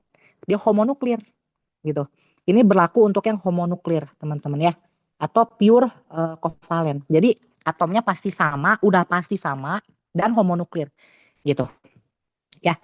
Dia pure kovalen, nggak ada campuran ionik atau polar, nggak ada. Ya. Pure ionik kan salah lagi. Pure kovalen. Jadi ini aku ganti nanti ya, nanti aku benerin. Pure kovalen ya, gitu. Paham sampai sini? Ya. Oke, nah gitu ya. Jadi karena ini dia polar, pasti dia mendekati, dia pasti nggak sama nilainya, mendekati dan lebih kecil yang A daripada yang B, karena B lebih elektronegatif. Oke, yang B lebih gede. Gitu aja, ya. Oke, lanjut lagi. Yuk. Nah ini seru banget, jujur seru banget. Yang soal nomor 7, determinan sekuler, seru banget. Nah, ini tuh dibikin ke matriks dulu ya, teman-teman. Jadi nomor 7 itu dikasih tahu, oke, fungsinya seperti ini, ialah dan bla bla bla bla, oke ya. Nah, tapi kan kita cara nyarinya pakai kita pakai determinan matriks kan. Nah, cara nyarinya adalah nyari energinya, kita nyari determinan matriksnya. Nah, ini seru. Eh, ini coba aku catat ulang lagi lah. Kita punya soalnya yang besi sama dengan itu ya. Ini jujur seru. Dan harus pakai kalkulator ya. Soalnya ya gitu ya. Ini masukin kalkulator. Kita punya CA yang pesi A lah ya. Pesi A ditambah CB pesi B. Siapin kalkulator ya karena kita mulai ngitung nih. Di sini mulai ngitung. Nah ini oke, alfa A min E ya. Ingat ya, alfa min X, beta ya kan ya. Beta terus alfa min X gitu ya. Itu di praktikum. Nah ini kita terapin ke bentuk matriks. Kita bikin matriksnya, kita cari determinannya. Gitu. eh Kita punya alfa apa tadi? Alfa A min E ya, min E. Nah, ini dikali konstanta ya, karena kalau mau ada artinya harus dikali konstanta normalisasi. Ca ditambah, nah ini yang bondingnya berarti, ditambah dengan beta min ES. Oke. Nah, ingat kenapa ada S? Ya, ingat ada S ini overlap artinya ya, sama dengan 0 kan ya? Oke. Oh, kali CB, sorry. Dikali CB. Dikali CB. Nah, terus yang bawahnya kita punya beta min ES. Oke. Beta min ES kali CA ya. Oh, sama. Tinggal ditukar aja. Ditambah dengan alfa A. Alfa, alfa B. Alfa B min E. Alfa B min E kali CB ya. Ya. Ini kalian bikin matriks. Bikin matriks wajib. Kalau gini aja nggak bisa, susah. Ada konstantanya ngeganggu. Nah kalian bikin matriks. Dan alhamdulillahnya adalah matriksnya gampang. Ini ordo 2 kali 2 kan. Ya, nah determinannya gampang. Oke, nah, bersyukur ya dapat matriks 2 kali 2. Nah coba siapin kalkulator nih. Kita bakal ngitung nyari determinan. Oke, matriksnya gimana? Ya tinggal bikin aja sih 2 kali 2 ya. Nah, kita punya masukin tuh apa? Alfa A min E ya, yang kolom 2-nya beta min ES. Ini masukin semua ya, karena angkanya itu udah dikasih tuh di soal. Jadi masukin semua. Yang bawahnya beta min ES kan ya? Betul? Nah, yang bawahnya kanannya sorry alfabet alfabeta. Alfa B min E. Udah ini aja, konstanta nggak usah, nggak apa-apa. Kan ini kita bentuk matriksnya. Cari determinan. Oke. Determinan untuk 2 kali 2 gimana? Determinan 2 kali 2. Oke, ada min BC. Ya, betul. Nah, ini seru ya. Ada min BC. Nah, ini kalian yaudah bikin ada min BC, maka kita punya alfa A min E dikali dengan alfa B min E dikurang, ya gitu kan ya. B-nya adalah beta min ES dikali dengan beta min ES. Ya, sama kan? Sama dengan 0 kan? Nah, ini kalian masukin angkanya di sini. Nah, ini udah ada kan angkanya kan? Alfa A-nya min 13,6. Oke. Oh, S-nya 0. Wah, enak banget. Yang ada S-nya 0 nih. Ya, enak dong. Ya udah nggak apa. Min 0 ya. Berarti 1 kurangi 0, 1, 1 kurangi 0, 1. Karena betanya min 1 apa 1? Oh, min 1. Betanya min 1. Ya udah, berarti min 1 kali min 1 berarti plus 1 min ketemu plus min 1 ya. Itu yang kanan. Ya, ini jadi min 1. Nah, ini masukin alfa A-nya berapa? Minusnya masukin ya, min 13,6. Kita punya eh, min 13,6. E-nya berapa? Oh iya, yang ditanyanya E ya. Berarti min X aja. Nah, ini masukin kalkulator nih. Alfa B-nya berapa sih alfa B? Alfa B. Alfa B. Min 13,1. Kita punya min 13,1 min X aja nggak apa-apa. Nah, dikurangin, ingat ya, ini kan 0. Ini 0. Ini 0. Beta itu min 1. Min 1 ketemu min 1 plus 1. Min ketemu plus min ya. Min 1 sama dengan 0 kan. Nah, ini kalkulator coba. Kalian pakai yang ini, apa, fungsi solve. Di kalkulator, cari ada fungsi solve ya. Yang ada sama dengannya tuh, alfa ya. Shift. Alfa bener. Ini alfa sama dengan 0. Nanti dapat X-nya sama dengan gitu. Ya, coba latihan. Pakai kalkulator latihan. Nah, sambil aku juga ingin ini ya memvalidasi. Ini tuh kemarin udah nemu, udah dapat jawabannya berapa gitu. Min 13,6 dikurangin X dikali dengan min 13,1 dikurangin X. Nah, sama dengan 0. Dapat X. Oke, dapat X-nya ada 2 ya harusnya. Betul? Benar ya? Ini nanti langsung aja lah kalkulator lah gitu ya. Nanti kalkulator, nanti dapatnya segini. Kita samain nih. X1, X2 ya. Semoga sama ya. Beda, sorry. Kurangi satunya ketinggalan. Oh, oke. Kita oke. X1-nya punya min 14,38. Yang X2-nya kita punya min 12,32 ya. Oke? Nah, yang di soal itu dikasih taunya cuma satu. Min 13,32. Pas banget. Ya enggak? Min 12,32. Ini pas ya. X2. Maka X1-nya ini. Min 14,38. Oke, kita punya min 14,38 kita. Aman sampai sini? Aman? Determinan sekuler? Matriks sekuler? Ada yang mau ditanyain dulu? Nah, kita dapat ya. Jawabannya negatif 14,38. Gitu. Ada yang ditanyain, aman?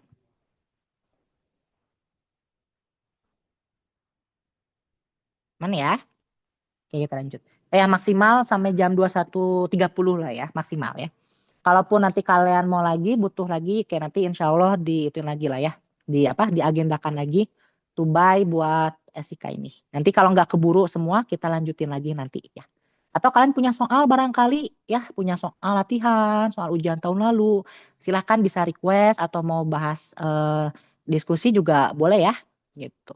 Oke, soal paling seru nomor 2. Nah, soal nomor 2 yang paling seru adalah bikin matriks dari struktur atau bikin struktur dari matriks. Ini seru banget ya. Nah, caranya adalah kalian butuh kemampuan spasial ruang kalian. gitu ya. Konsepnya sama, ada konsep atom diri sendiri sama konsep atom tetangga gitu. Mirip kayak kita untuk lingkungan ya, untuk NMR lah, lingkungan untuk prediksi struktur NMR, maka kita harus tahu lingkungannya, tetangganya siapa aja. Nah, kita direpresentasikan menggunakan matriks. Oke, nah ini gampang ya. Kita punya cara bikinnya, kalian kasih angka dulu ini. Selalu kasih angka biar nggak bingung. Ini 1, 2, 3, 4. Tapi kalaupun langsung yang terserah sih gitu ya. Ini biar nggak bingung aja. 1, 2, 3, 4, 5, 6, 7. Dan seterusnya ya. Tergantung jumlah atom ya. Ini 8 kali 8. Oke. Nah, kita lihat aja yang kosong di 2 sama 2. Oke, 2 sama 2 ini ada simbol P. Nah, kira-kira apa ya? Oke, nah kita lihat. Atom 2 pasti kalau dia punya tetangga satu. Ya, ini beta ya. Oke. Dan dia punya tetangga yang bawahnya, si angka 3. Ini beta juga. Nah, berarti untuk 2,2 ya, di kolom 2 baris 2 adalah dirinya sendiri dong. Berarti alfa ya. Beta, alfa, beta gitu ya. P-nya adalah apa? Kita punya si P ini adalah alfa gitu. Aman sampai sini?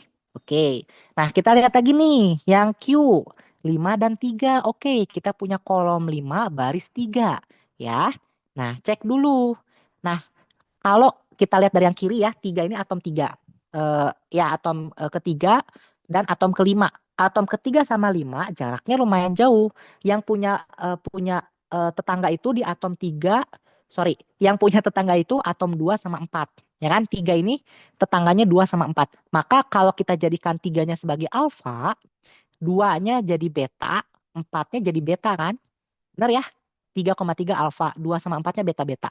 Pertanyaannya, ada nggak cabang di nomor 3? Ada nggak atom cabang, alkil gitu, atau atom apapun itu yang nempel di karbon 3? Nggak ada kan? Makanya Ki-nya kosong atau 0 gitu ya. Oke, nah lanjut lagi. Yuk kita lihat kolom 1 ya, baris 6, R. Oke, kolom 1 baris 6, kalian lihatnya atom 6 dan atom 1. Gitu, boleh kayak gitu juga. Nah, atom 6 sama atom 1. Nah, atom 6 sama 6 pasti punya alfa di dirinya sendiri, sisanya beta-beta.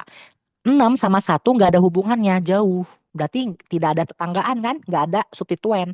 R-nya 0 gitu ya. Oke. Sekarang yang S. Nah, yang S kita lihat. Oh, kolom 7 dan baris 8. Ya, kolom 7 baris 8. Kita lihat atom 7 dan 8. Oh, ternyata tetanggaan. Wah, enak gitu ya. Si 8-nya, kalau 8-nya alfa, maka dirinya adalah alfa. Betanya ada di nomor 1 sama 7. Ah, gampang dong. Berarti kita dapat si 7 ini ya, atom ke-8-nya kan alfa, maka atom ke-7-nya adalah beta. S-nya beta gitu. Nah, kita dapat nih alfa 00 beta gitu ya, yang D. Aman sampai sini? Gitu ya. Jadi biar cepat, saranku kasih nomor dulu di matriksnya biar gampang nyarinya. Gitu ya. Oke. Aman ya? Nggak ada pertanyaan? Sip. Nah ini. Yang ini tuh agak menantang ya teman-teman. Si ion alil. Ya. Sebenarnya yang ini tuh, oke gampangnya gini dah. Kita pakai aturan Haskell, ini berlaku untuk aromatik, iya sih, iya bener. Haskell itu sebenarnya buat aromatik saja. Untuk yang, apa namanya, untuk struktur aromatiknya, aromatisitasnya. Tapi yang ini, bisa nggak kita terapin hampiran Haskell ke sini, mirip-mirip aromatik? Bisa. Tapi ingat, bukan berarti senyawanya aromatik ya. Ingat ya, bukan berarti senyawanya aromatik, enggak.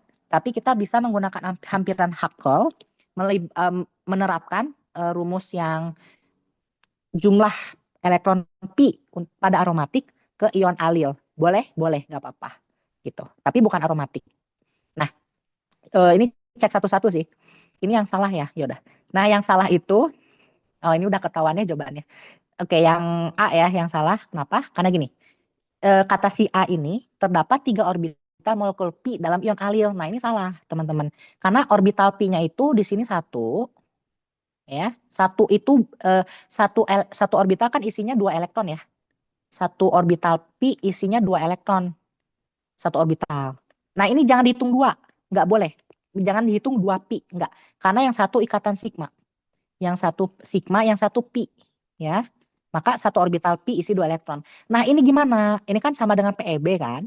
Boleh nggak kita anggap sebagai elektron pi? Boleh, selama dia memenuhi si hampiran Hubble, nggak apa-apa.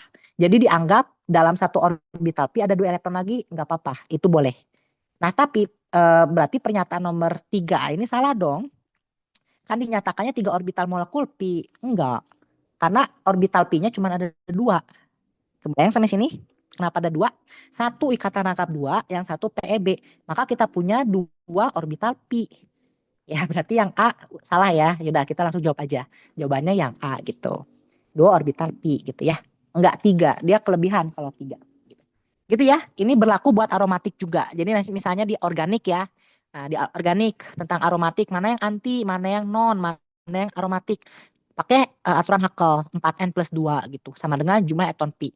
Nah, jumlah elektron pi ambil elektronnya berapa. Nah, kalau di SIK fokus di orbitalnya, orbital pi-nya ada berapa gitu. Oke, yang ini jawabannya yang A. Ya, aman, masih aman. Kalau misalnya aku ada yang keliru atau ada yang salah, boleh dikoreksi aja ya, langsung bilang aja. Oke? Oke, nah ini seru banget. Tapi jujur pusing sih, ya nggak apa-apa.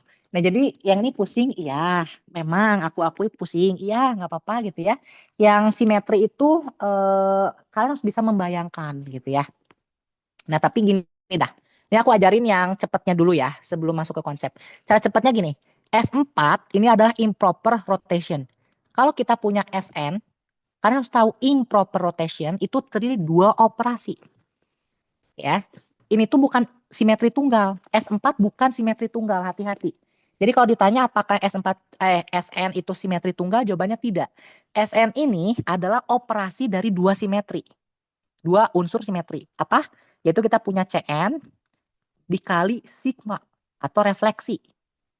Ingat ya, ingat kembali. SN ini adalah gabungan dari 2 operasi. Rotasi dan refleksi atau pencerminan. Nah, si pencerminan ini dibagi 3 kan? Sigma V, sigma H, sigma D. Oke lah, tapi abaikan dulu itulah. Gitu ya. Kita harus tahu dia refleksinya refleksi umum aja dulu. Nah, kita punya si CN, si rotasi ini gitu. Ini yang penting. Ini yang penting tuh si CN-nya. Sigmanya udah itu abaikan dulu lah. Kalau N itu jumlah sebenarnya ya, secara ilegalnya gitu ya. Secara ilegalnya kita nyatakan N adalah jumlah atom tepi yang mengalami operasi terhadap atom pusat. Jadi sumbu utama adalah sumbu atom pusat. Dia kalau di apa-apain tetap atom pusat kan, tapi nggak dihitung. Atom pusat itu nggak dihitung. Jadi misalnya kita punya nih, misal dulu ya, kita punya BF3 lah yang paling gampang. Nah, si BF3 kita fokus di atom pusat aja ya. Nah, kenapa gitu? Karena ketika dia mengalami rotasi misalkan ya, kita rotasi BF3 itu perputarannya terhadap sumbu utama apa namanya? Principal axis itu pasti melalui atom pusat. Oleh karena itu, ketika atom pusat sejajar sumbu, rotasi nggak dianggap. Paham nggak? Jadi kita punya BF3. Gambar dulu BF3 oke. Kita punya BF3 kan trigonal planar kan? Ya, kebayang. Fokus aja di atom tepinya. B itu hanya sebagai titik pusat, gak apa-apa. Ya, ini sebagai titik pusat. Maka ketika kita punya, misalkan ini apa namanya? Oh, kalau dibikin sumbu susah ya. Apa ya? Ya, misalnya kita gini aja, kita fokusnya keluar gitu ya. Pasti kan ada yang memotong atom pusatnya gini kan, set gitu ya. Terus gini, set. Nah, terus ini. Nah, gini kan pasti memotong atom pusat. Atom pusat itu selalu dipotong kalau rotasi. Nah, menyebabkan apa? Ketika atom pusat dia dipotong, maka kan dia dianggap berada pada titik pusat 0,0,0 kalau 3 dimensi, kalau 2 dimensi 0,0 dan ketika dirotasi ya, dia enggak dianggap ngapain gitu. Dia rotasi tahi enggak gitu. Karena kan dia di sumbu. Kan emang bisa rotasi pada sumbu pas banget gitu, enggak bisa. Bahkan rotasinya kalau bentuk atom tunggal, monoatomik helium misalkan, dirotasi nggak ada. Dia tahi nggak kalau rotasinya. Maka nggak kita pakai. Ya, rotasi atom pusat nggak kita pakai. Kita fokus aja di ini, atom tepinya, F ini. Kita punya FA lah ya, kita bedain FA, FB, FC. Kamu rotasi putar terhadap sumbu pusat ini, ya misalnya kita fokus sejajar di sumbu apa? Sumbu Y lah ya, fokus di sumbu Y. Puter aja si FA sejajar B, FA-nya diem, kamu puter FC sama FB. Berarti kan muternya gini ya. Nah, ini menghasilkan C2 gitu. Ada berapa kalinya C2 adalah sebanyak atomnya, maka 3 kali C2 untuk BF3. Kebayang karena kamu muter di sejajar sumbu salah satu atom tepi ya dan atom pusat. Atom pusat udah pasti. Jadi atom tepinya kamu sejajar sumbu, kamu puter kan nggak diapa-apain kan? Gitu aja kan, maka nggak dianggap. Maka yang FC sama FB-nya berubah, maka dia C2. Nah, ada berapa kali C2? Ada 3 dong, karena masing-masing FA, FB, FC dia dirotasi, apa namanya, bisa dirotasi gitu ya. Yang muternya 2 atom aja yang muternya. Nah, pertanyaannya, bisa nggak kalau misalnya diputer C3? Oh bisa, tapi yang diputernya adalah pas banget di titik pusat. Jadi kalau kalian mau muter BF3 ini di C3 ya, BF3 maka kalian puternya di sini. Ganti warna bisa nggak? Bentar ya. Kalau nggak bisa ya udahlah. Nah, jadi kalian harus muternya itu di sini apa ya namanya? Apa? Kalau kita lihat BF3 itu di permukaan sejajar bidang. Nah, maka kita lihat dia muternya kayak spinner. Tahu fidget spinner? Tahu lah ya, masa nggak tahu fidget spinner ya. Maka kita rotasi di sini. Gak apa-apa, rotasi di sini. Kita punya C3. Berapa kalinya C3 yang bisa kita rotasi? 3 kalinya. Tapi ada berapa masing-masing C3 yang bisa kita terapkan? Cuma satu. Satu C3. Kebayang? Nah, kita punya FA, FB, FC. Nah, kalau kalian rotasinya 3 kali, C3 pangkat 3 itu menghasilkan identitas. Balik lagi ke awal. Ya, kalian cobain aja. FA ke FC. Nah, terus FA ke FB. Terus FA ke FA lagi. Berarti kalian rotasi 3 kali dari C3. C3 pangkat 3 jadi identitas. Gitu. Tapi berapa? Ada berapa C3? Cuman satu. C3-nya cuma satu. Gitu. Understand sampai sini? Kebayang? Nah, coba kita terapkan ini ke soal. Ya.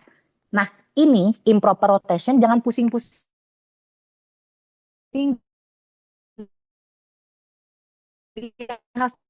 direfleksikan. Kita lihat rotasi hanya sama dengan 4. Kebayang? Ya. Maka kalau kita punya S4, maka kita punya C-nya pasti C4. Gak mungkin yang lain, enggak. Karena jumlah N ini diambil dari rotasi, bukan dari sigma. Kita punya C4 kali sigma. Sigmanya abaikan aja, nggak apa-apa. Nggak usah pusing sama sigma. Tapi ntar di matriks, jangan ya. Di matriks kalian harus hitung satu-satu. Nah, C4 adalah apa?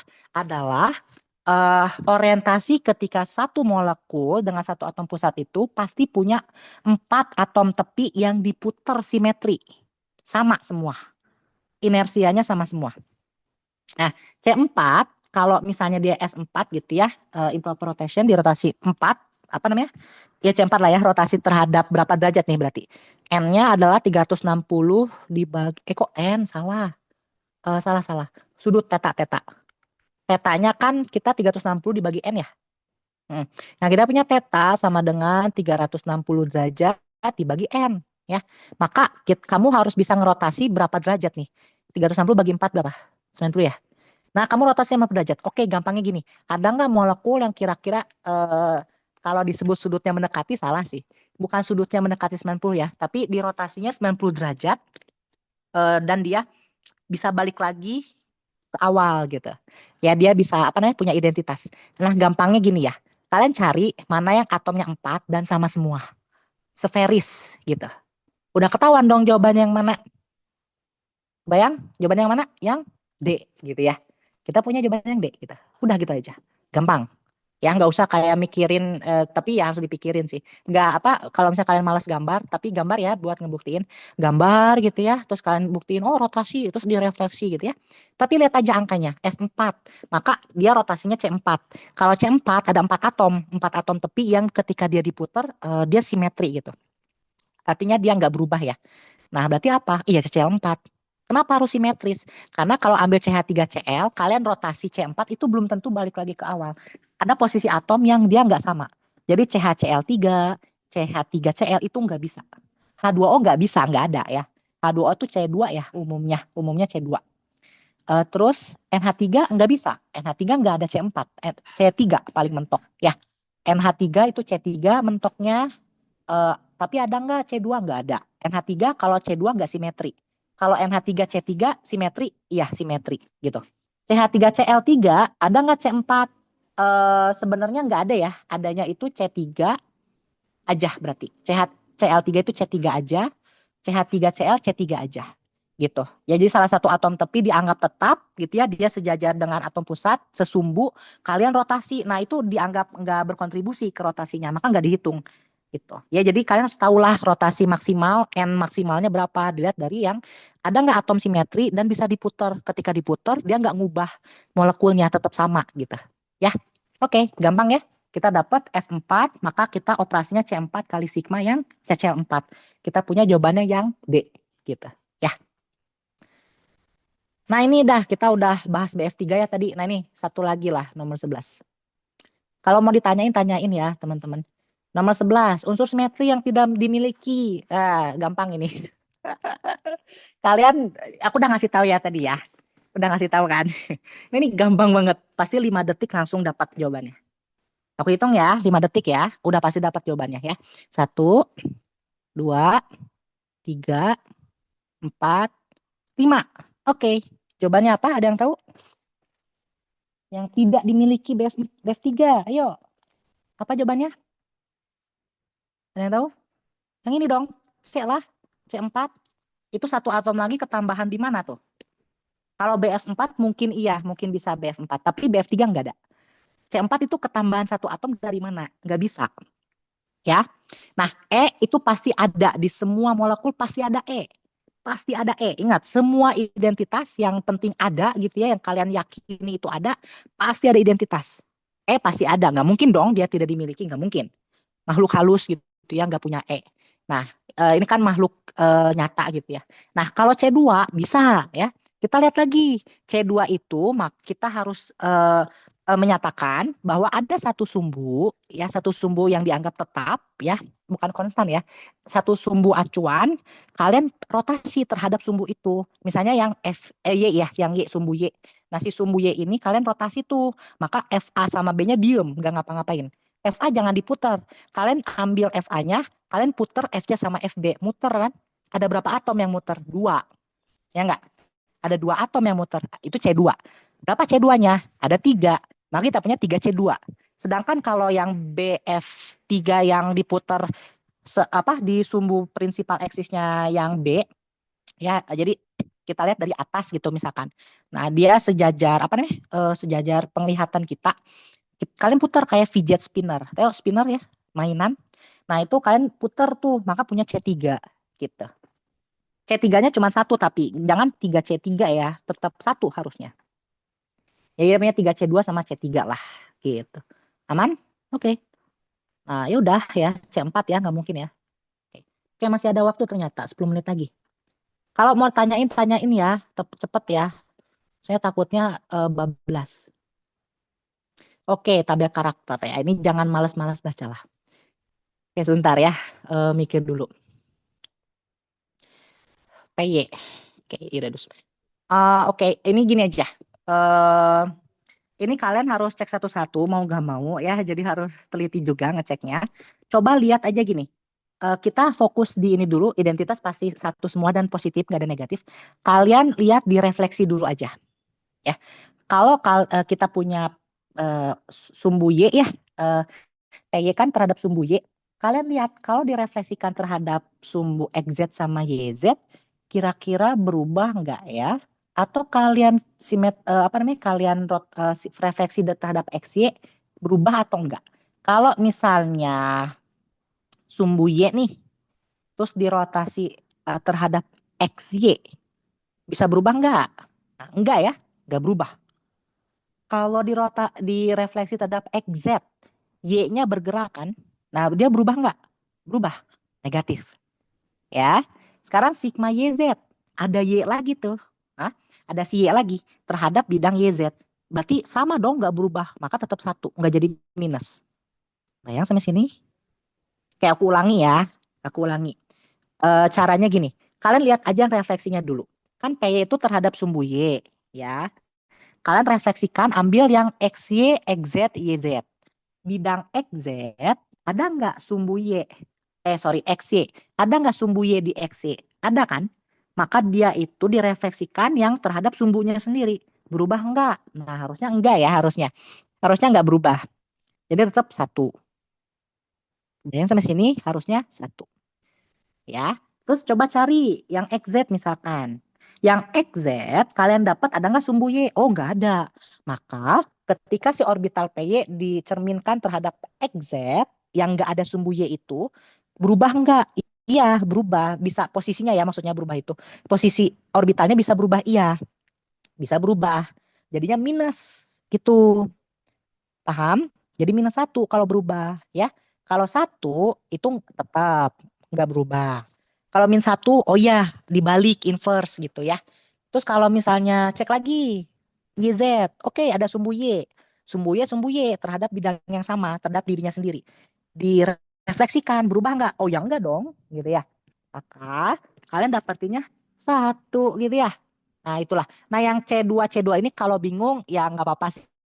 Mungkin nggak perlu dicek, ya udah nggak usah, nggak apa-apa. Kalian cek aja si sigma ini kalau mau gampang ya. Karena ribet ada inversi plus min gitu ya.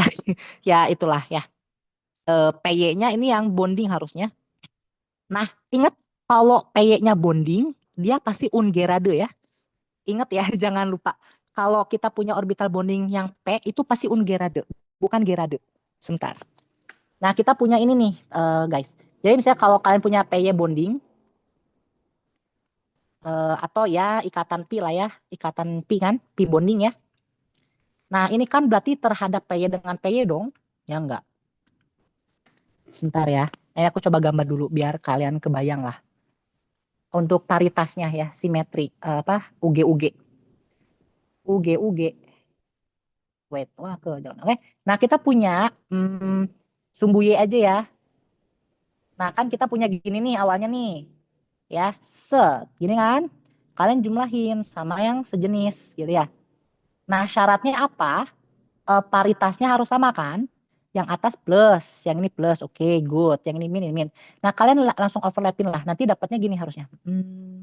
Oke. Ini kita begini. Set, set. Kalau jelek maaf ya. Gini, set, set. Nah, ini ada nodal plane.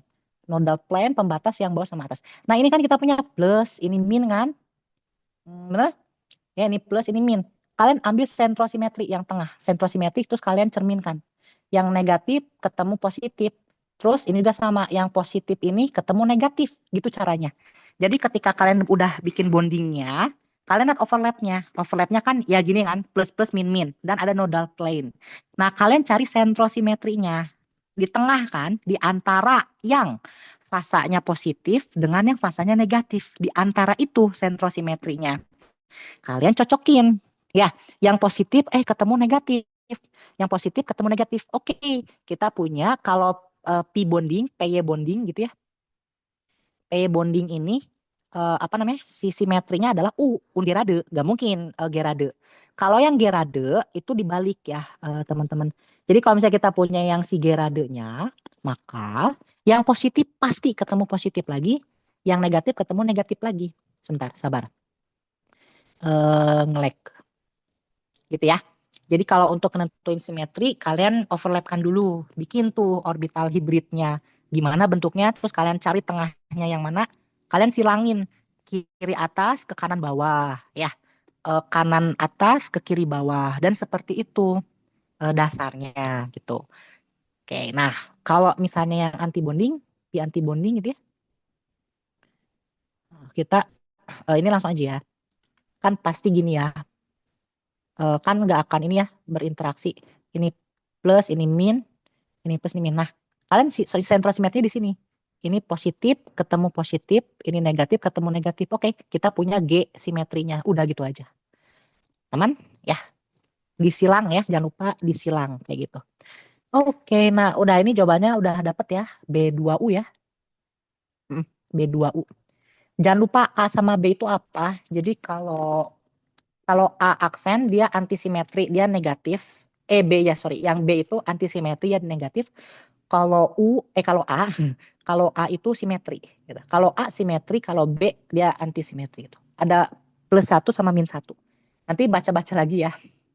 Gitu. Oke, sebentar. Wah, ini harus dicek sih, guys. Agak males juga ya. Ini cek sendiri aja ya, pakai matriks ya. Oke? 927. Mungkin aku cari soal yang cepat ngerjainnya. Yang ini lama, harus dicek. Kalian pakai matriks, bikin sendiri aja ya, dan bla bla bla itulah. Nah, ini sorry aku lewat dulu. Aku cari yang gampang. Satu lagi lah. Yang ini nanti dulu ya. Ini jangan dulu. Ini agak lumayan ribet. Nah, ini penting. Coba pahami yang inilah. Ini soal terakhir. Nah, coba pahami ini. Ini gampang sejujurnya, tapi harus paham notasinya. Kan harus paham notasi. Ini ada dua huruf. A sama E. Bedanya apa? Kalau A itu orbitalnya satu. Tunggal. A itu tunggal. E itu terdegenerasi. Paham? Jadi kalau misalnya aku bikin diagram orbital. Ini kan diagram orbital MO ya. Nah, kita punya misalkan ya, contoh yang orbital bondingnya aja lah. Kita punya seperti ini misalkan. Gini ya. Nah, nanti simbolnya itu gini. Eh, aksen aku nggak pakai aksennya ya. Yang aksen double aksen nanti silakan cari sendiri aja. Ini yang gampang dulu. Kita punya ini A, yang ini A, yang ini E. E itu aku nggak tahu dari bahasa apa ya. Itu singkatan. Kok A1 ya biarin lah. Nah, ini tuh kalau E itu terdegenerasi. Artinya ada dua atau ya, umumnya dua sih. Umumnya dua. Ini A, ini E.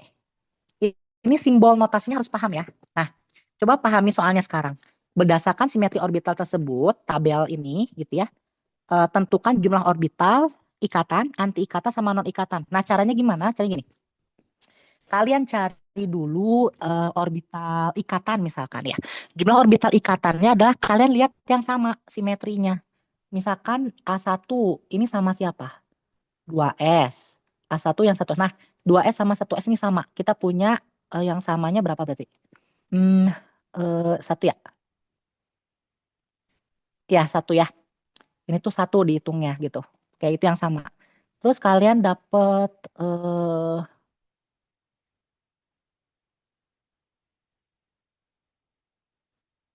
yang ini ya, si E ya. Nah, ini E-nya dianggap dua ya berarti. Nah, yang E ini kan sama. Orbitalnya berarti ada tiga ya. 2PY, 2PX sama 1S kan ya, benar? Ini simetrinya sama E aksen. E aksen. Oke, satu. Tiga berarti. Oke, kita punya tiga yang terdegenerasinya. Terus satu orbital yang apa namanya? Tunggal ya. Oke, orbital ikatannya sih. Wait, apa ada yang keliru ya kalau? Ini yang penting non ikatannya pasti satu sih. Si A2 double aksen ini non ikatan. Ini non ikatan. Ini pasti satu. Ini pasti satu. Ini non ikatan. Nah, terus ya ini jawabannya 331 ya, seingatku ya. Jawabannya itu yang E. Kunci jawabannya yang E. Nah, kenapa bisa yang E? Satu ini yang non ikatan karena nggak ada pasangan ya. Si A2 double aksen nggak ada pasangannya. Kalian lihat deh, 2S sama 1S. Ini ikatan. Dianggap satu atau dua ya? Satu kok nggak salah ya. Yang ini dianggap satu benar. Nah, sekarang yang E ini dianggap dua berarti ya. Oh ya, sorry maaf. Jadi gini guys, caranya. Baru ngeh. Jadi kalau kalian punya 2S tambah 1S, ini kan jadi sigma. Ini dihitungnya satu. Sigma bonding kan, satu orbital bonding. Gitu. Paham? Nah, sekarang yang E itu ini kan 2PY/PX. Oke. Kita punya 2PY, 2PX itu kalian jumlahin ke sini. Yang E1S. Nah, kenapa pakai koma? Karena masing-masing berhibrid. Ini berhibrid, ini berhibrid. Maka dua orbital. Kita punya dua sigma. Nggak tahu ya, nggak tahu sigma, nggak tahu pi. Kita anggap sigma aja deh ya. Sigma, maka dua orbital, kok dua orbitan? Dua orbital bonding kan? Nah, satu tambah dua berapa? Satu tambah dua, tiga kan? Nah, gitu. Jadi 2S tambah 1S, 1. 2PY, 2PX yang masing-masing dihibridkan dengan 1S. 2 sigma kan? Maka dua orbital bonding. Satu tambah dua, tiga. Kita punya orbital ikatannya tiga nih. Udah. Nah, anti ikatan. Sebentar ya, mikir dulu. Aku lupa. Oh iya, maaf. Gampang. Setiap orbital bonding punya anti bonding gitu ya. Kalau kita punya tiga orbital bonding, maka orbital anti bondingnya pasti tiga. Nah, gitu ya. Oke, untung ingat. Nah, jadi ketika kita udah dapet orbital ikatannya, oh iya, kita dapatnya 3 nih. Ingat, orbital bonding pasangannya anti bonding dan pasti berpasangan. Gak mungkin beda ya jumlahnya, pasti sama. Nah, maka kita punya orbital bondingnya 3, anti bondingnya 3 juga. Ya, gitu. Karena pasti berpasangan. Ya, nah udah kita dapatnya E. Nah, kenapa ada non bonding? Karena dia beda sendiri simetrinya. Dia ngaco gitu ya. Enggak ngaco sih, sorry, maaf. Bukan ngaco. Tapi dia itu simetrinya beda sendiri lah. Dia nggak ada pasangannya. Nggak bisa tuh dibondingkan, nggak ada. Maka dia non bonding, gitu aja caranya. Kebayang? Udah deh, ini soal terakhir ya, udah overtime guys, lebih 2 menit.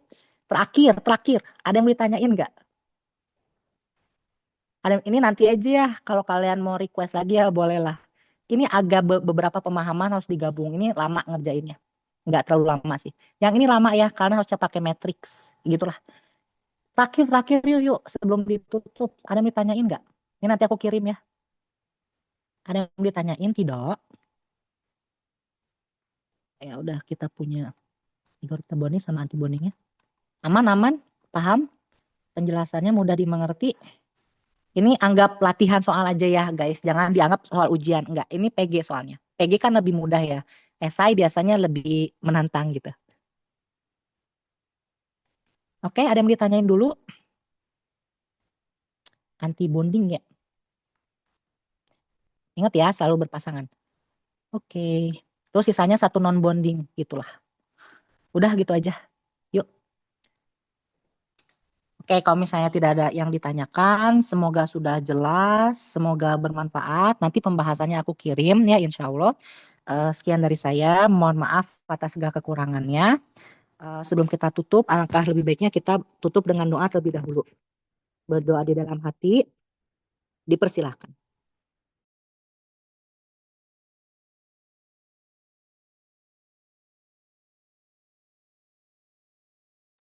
Berdoa dicukupkan. Sekian dari saya, terima kasih. Wassalamualaikum warahmatullahi wabarakatuh. Oke, terima kasih teman-teman semua. Makasih ya.